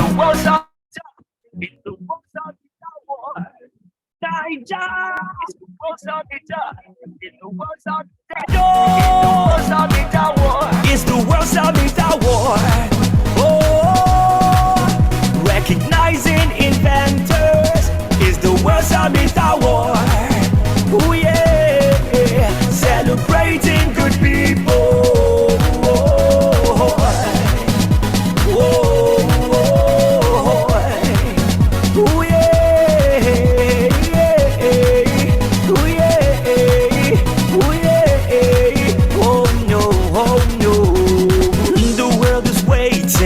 Anticipating now to see innovation from every nation now in science and technology, education and health, entertainment and e-business. Come hold my hand now so I can take you there. It's the World Summit Award. Recognizing inventors is the World Summit Award. Oh yeah, celebrating good people.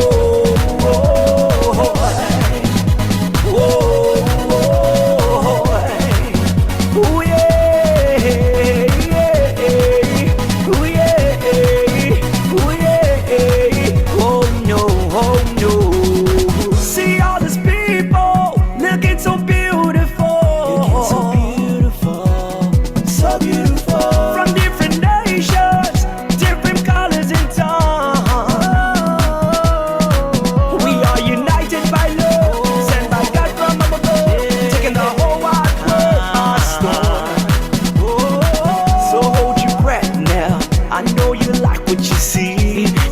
What you see, you like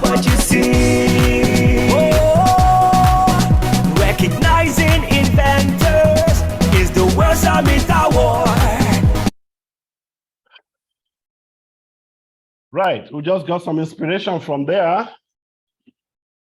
That is the World Summit Awards Nigeria theme song. Anytime we are on the Congress, like we are going this year to Mexico. Right, so in the house, I have freshly powered, yet to speak, Mr. Bedia Bassi John from the US. I have Banker.co, yet to speak. I have Samaru Abdulaziz from Zamfara State here to speak, and he has such a powerful presentation. I think he has sent in his video in. And please let me take on Banker.co. Banker.co, please. Hello, To the good minute. afternoon, everyone. Good afternoon. Can you hear me? Let's go ahead. Okay, thank you. So I'll quickly touch on a few things. There's no doubt about the tremendous impact technology has on companies around the world. However, we know that not everybody will immediately adopt a disruptive idea despite obvious benefits. So now this brings me to how people trust your product. Will your product do what you said your product will do? Have you put solutions in place if your product fails? How user-friendly are your products? And there are factors that affect technology adoption, such as performance expectancy, which is how the user thinks your product can help them. There's also effort expectancy. How easy is your product to use? There's also facilitating condition, which involves how much an employer will help the user learn to use the new product. There's social influence. If I'm using it, how do the people around me feel about me using it? Do they feel it's a scam? Do they feel it helps solve my problems faster? Do they feel it delays? Is very important because human influence is a very huge thing, which also brings me to trust influence. How to build trust. A method is to identify trust influencers, people who think about this in a way that inspires trust on an individual level. People, you bring people to test your product, trust your product, talk about your product, and then spread the word, which is very important. You also have to address that people are frightened because anything foreign to people is obviously scary, no matter how great the solutions would be. So you always have to emphasize on what people are giving up, but you also have to emphasize on what they are gaining, because the road to trust is never seamless. You have to build and capitalize on it, because it's always easy for we innovators to think we've created a very huge solution. But you should know that not everybody is tech savvy, and not everybody will accept new ideas that we are bringing or implementing. Either it has to do with business or government and anything, which is very important to build transparency and trust. These two things work hand in hand, and it helps us, build our products. In the UI UX industry, we have something called user experience. It's very important to capitalize on how the user feels about using your product. It's very important to give them a seamless experience. It's very important, when you have a target audience and you feel like you're solving their problems, be it politics. We recently had a vote and election that had to do with bringing a new government and all of that, and people felt it was not transparent enough, which obviously there were solutions that have been put in place, but was it actually transparent enough? Were people familiar with these new solutions they are brought in place?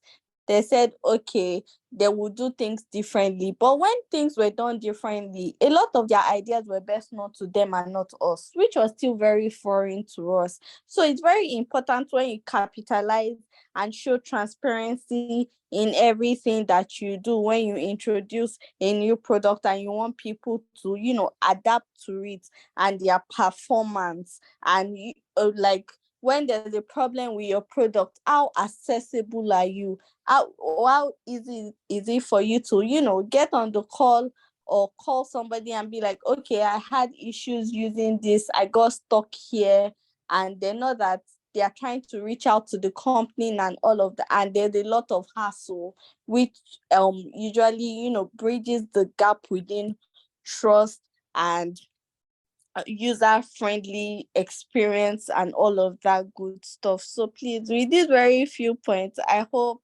I've hit on very little things. I'm trying to be very fast because of the time I've been given. Thank you very much. Thank you so very much, banker.co there. And I think I can't say less. I would like reactions from some gender. I want to recognize Mrs. Saidi Olalere, and I want remarks from Irene Ma to this last discussion from that gender sensitivity. How are women able to cope with what banker.co has just presented to us? Perhaps Mr. Olalere first, introduce yourself.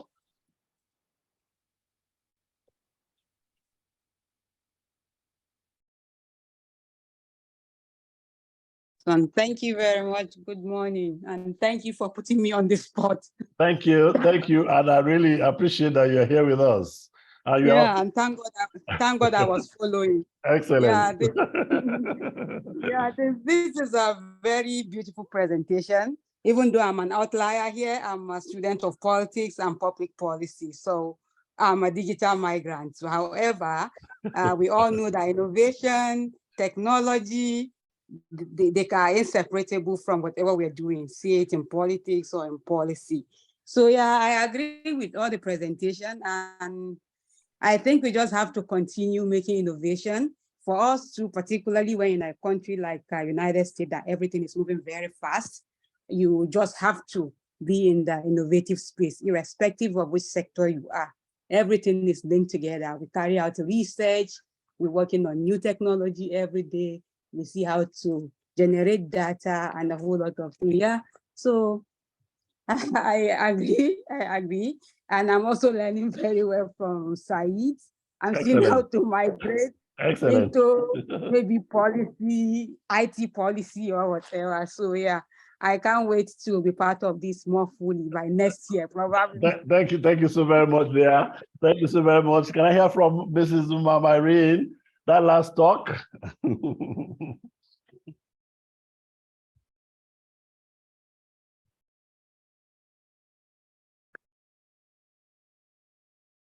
Madam Irene, are you there? Yes, sir. What's your remarks on the last talk? Okay. Am I supposed to reshare my screen again? Oh no, not really. Oh, if you actually got the input from the last speaker, and being a woman, I wanted your reaction. Okay. I really appreciate where the demonstration, because as a woman we have been pushed backwards. I would say, for instance, for myself, I'm the only woman in my team, and most cases when I bring up an idea, it's just shoveled off. Nobody wants to hear my voice. It takes the grace of a policy to put in place for them to even listen to me. Without that policy, they won't give me. Gender discrimination is too high here in Nigeria. Honestly, it killed me, but I still thank God that I still try. Continue to push as a woman for your voice to be heard. Don't give up. Well done again. Well done. Thank you for supporting women, and we believe that we can achieve greater goals in Nigeria. God bless you. Thank you so very much, there. Okay, let me take the next speaker. Please, US, I'll still come back to you. Please let me take on Abdulaziz Samaru from Zamfara State. Zamfara State, I think I have your presentation, if I can try, but you can go ahead, introduce yourself first. Let me locate your paper.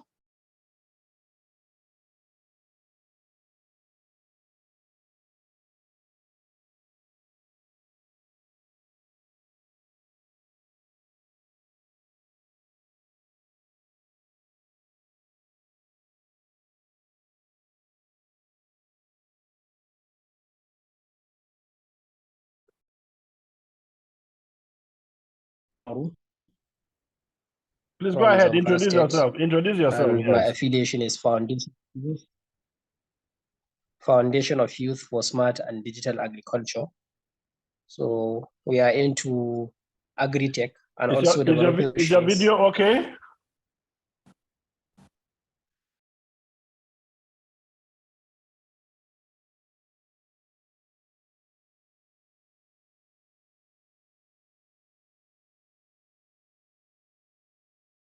I'm sorry, is your video okay? Perhaps you can just share that presentation from your side, please. Mine will take a longer time to download.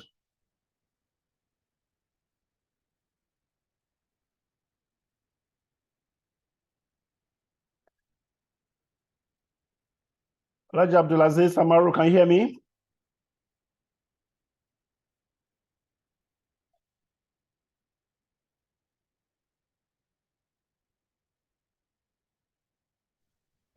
I can hear you. Okay, can you present from your side?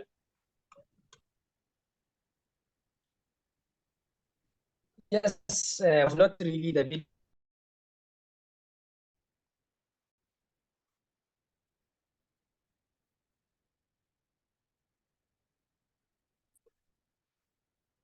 The presentation is taking so long to download.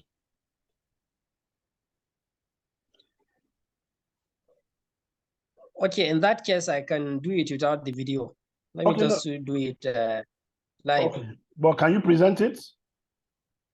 Yes, yes, of course. Okay, can go ahead. But if you can share, go ahead, please. It's okay. Me too. I don't have it in the device I'm using. Okay, the device you may not be able to share. Or do I take someone else while that download completes? Let me take Mr. Bedi Abasi. Mr. Bedi Abasi. Yes. Yeah, please, let's go ahead, Mr. Bedi Abasi. Okay. Let's take on Mr. Bedi Abasi. I think he's reaching out to us from, he should introduce himself.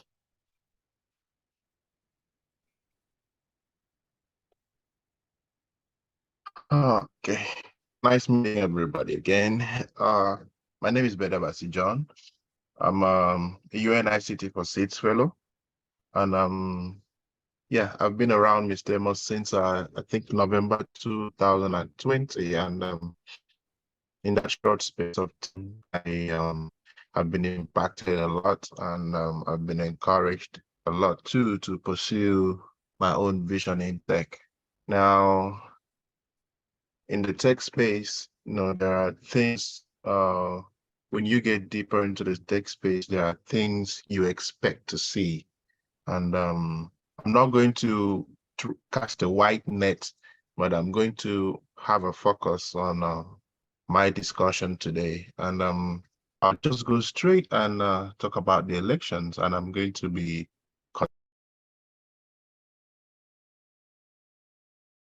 information security. Yeah. We talk of information security. I hope I'm being audible. Sorry. Yes. When we talk of information go security. Ahead. You are fine. Yes. Okay.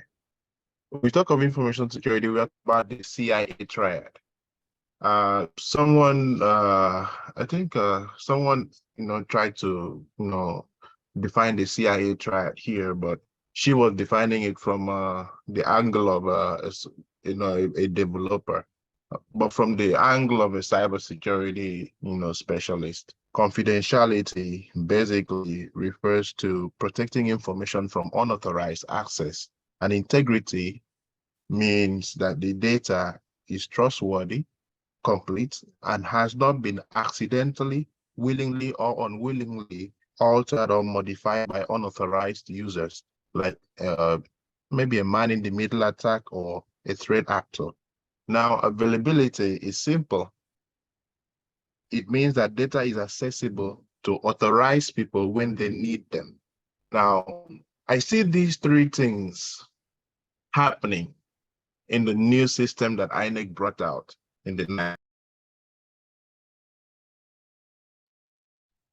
Oh, that means, can you,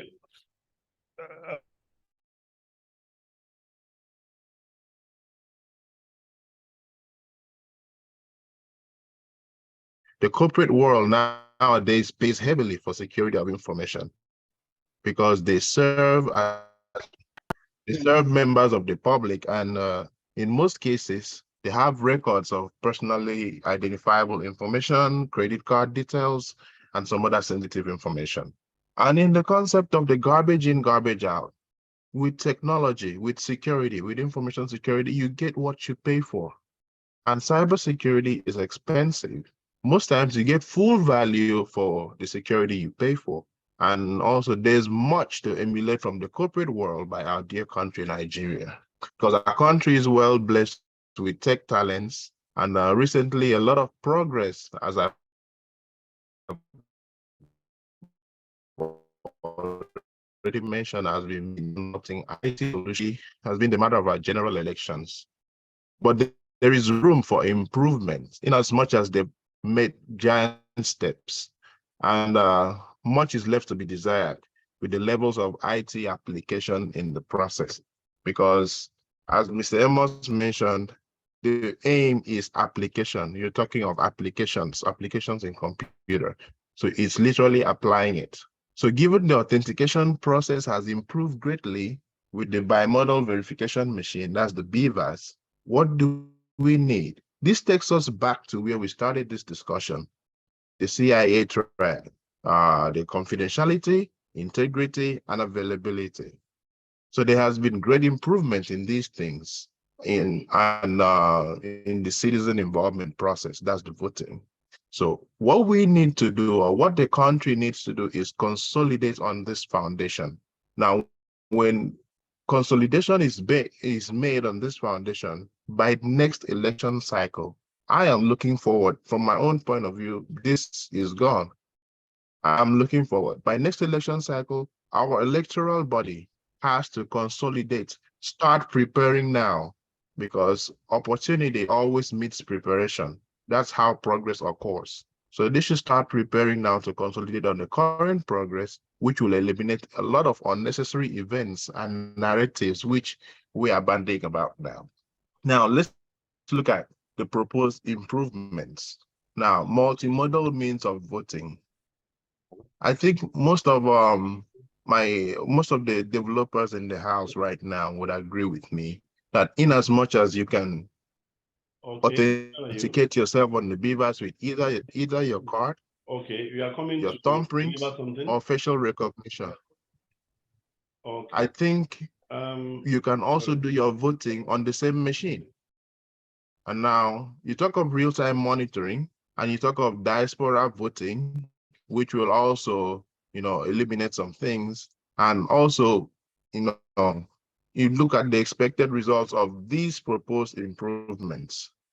Now, these proposed improvements will result in reduced voter suppression, increased trust in the system, bridging the gap between the diasporans and home, and the diasporans will be able to contribute to what happens at home, and drastic reduction in electoral violence. That's an example of the issue that we are talking about now, which wouldn't exist if people can maybe vote by SMS, vote at ATM machines, vote on the BVAS machines, vote online. You can go on the INEC website and vote, and all those votes are updated real time. You don't even have to say click an upload button on the BVAS machine. It goes real time. It will make the process more efficient, and there'll be more accuracy. So with this, I believe this is just an example. Now, ideas like this can also be expanded into like the healthcare sector, e-governance, and other sectors that would affect the lives of Nigerians directly and improve both quality of life and life expectancy. Thank you very much. So thank you so very much. That was Mr. Bedi Abasi, and I think that was quite insightful. Okay, our dear friend. It's okay. So the summary of what I was talking about is just the potentials that Nigeria has to harness digital transformation in agri-entrepreneurship, especially now that it has made a steady progress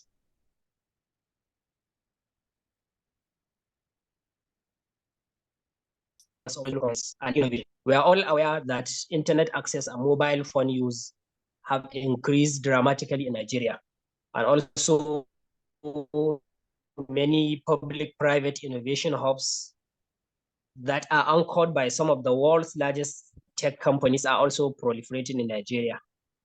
But despite all this proliferation, the country is lagging behind in the most important measures of innovation capacity, especially when you talk about smart agriculture or digital agriculture.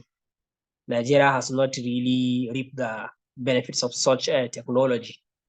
But with agri-entrepreneurship that is harnessing the potentials of youth, I think that sector can be tapped. And at the end of the day, the farmers that are at the receiving end will benefit from the benefits of this digital agriculture and smart technology. Thank you. That is the summary of what I was talking about in the video.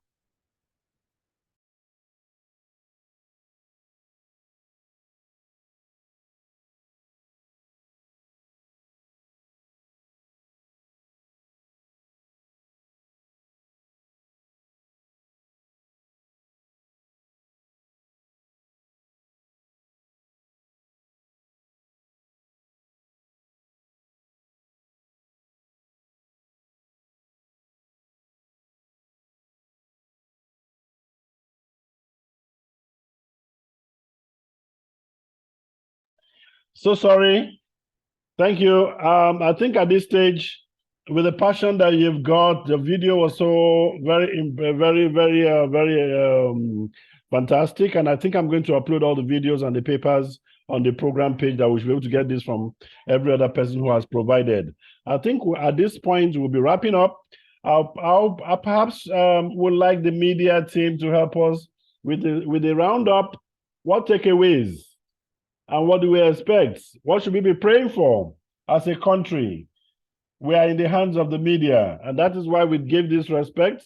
And we are so, actually, the thought of all the innovators is that their minds, their thoughts, what they do should be properly projected, should be acceptable, we should be recognized. The powers have value, in fact, priceless discussions that we have had today in reaction to what we can actually, how we can contribute to the discussion on technology trust deficits, whether it's in medicine, whether it's in our cultures and heritage, whether it's in our transportation, in our security, open governments. We've had all of this, from energy to inclusion and empowerment. And we've actually taken so much amounts of papers by today that if we put all this together as a country, I'm sure it will go a long way in addressing the issues with technology adoption, because we are still very, very far away. So please, in your thoughts as media reporters, what do you think? And help us just give us a closure at this event, which is actually one of the community programs organized by Programmers Foundation in accordance with the World Summit Awards UN Consultative Forum Network. And this is my talk from the local community, particularly from Nigeria. And some of these inputs will be presented at my next talk on Monday, March the 28th, around 10 a.m. CET, about 4 p.m. our time, when I'll be connected with the envoy I'll be connected with the UN Secretary General's office on envoy on technology. And some of these voices will be shared for takeaways. And I think our leaders will be able to hear from them if they do not and are not available to listen to us at our own lower ebb, where we belong. So I thank you so much, Mr. Peter Oluka, Mr. Mubarak, once again from Bauchi and from Tech Economy and Global FM. Please give us a closure and a roundup. Thank you so very much.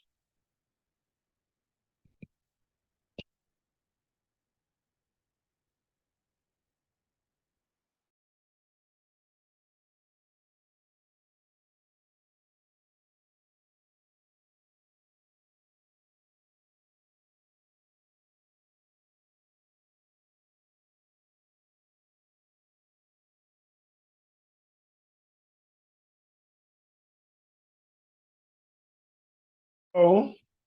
Hello? Hello? Mr. Mubarak, can you give us a closure?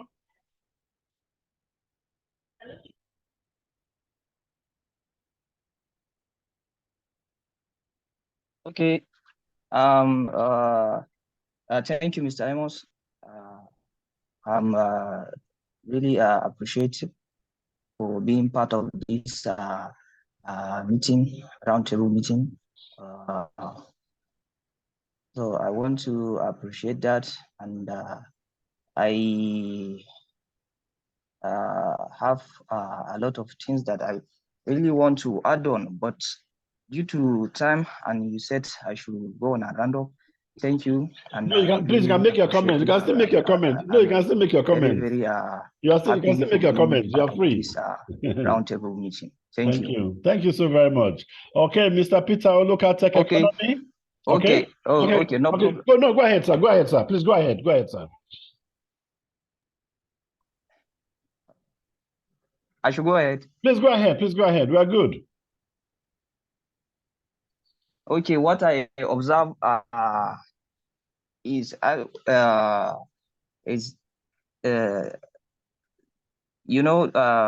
civil society organizations regarding this issue.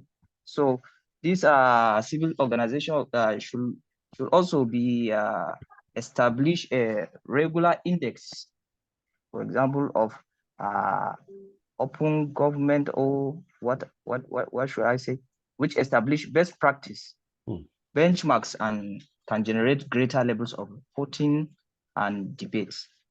I think this is what I should. Maybe it like also media should be encouraged also to seek partnership with civil society organizations and others who can better inform their reporting of open government and supporting the development of appropriate experts and skills within media organizations. That's all what I wanted to add.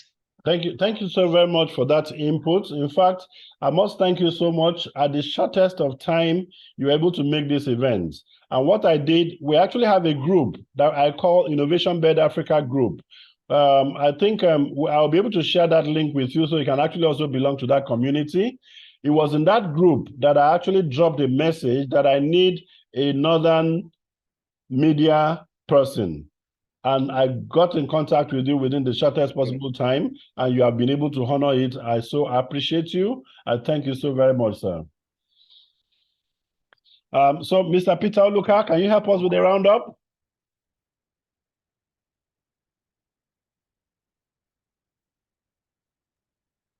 Thank you, my president. Thank you for every participant. Thank you for all the presenters. From this conversation today, it is another confirmation that we do not lack men with ideas or That's people right. with ideas. It's another confirmation that this ecosystem is robust. The only thing we are lacking is probably government support or enough government support. And that is the area we are looking at, because some of the solutions or products that have been talked about today, if we have just a government support to trigger the implementations, the impact is going to be huge on the society. At the same time, I want to appreciate Programmers Foundation and the InnovationBed Africa for what they're doing. Despite little or no support from the government, you continue to do what you're doing for years. But you should take solace in the fact that the ecosystem itself appreciate what they're doing. Very well. By what you are seeing the young people do, the kind of things they are doing, it should be a kind of consolation for you. It should be a kind of a moral booster for you. That's right. To know that you are not winking in the dark. To know that you are not alone. For us in the media, we have received feedback from you and other speakers, and that will help us to go back and also think about our reportage. How do we help the ecosystem better? What do we need to do better? What can we improve on?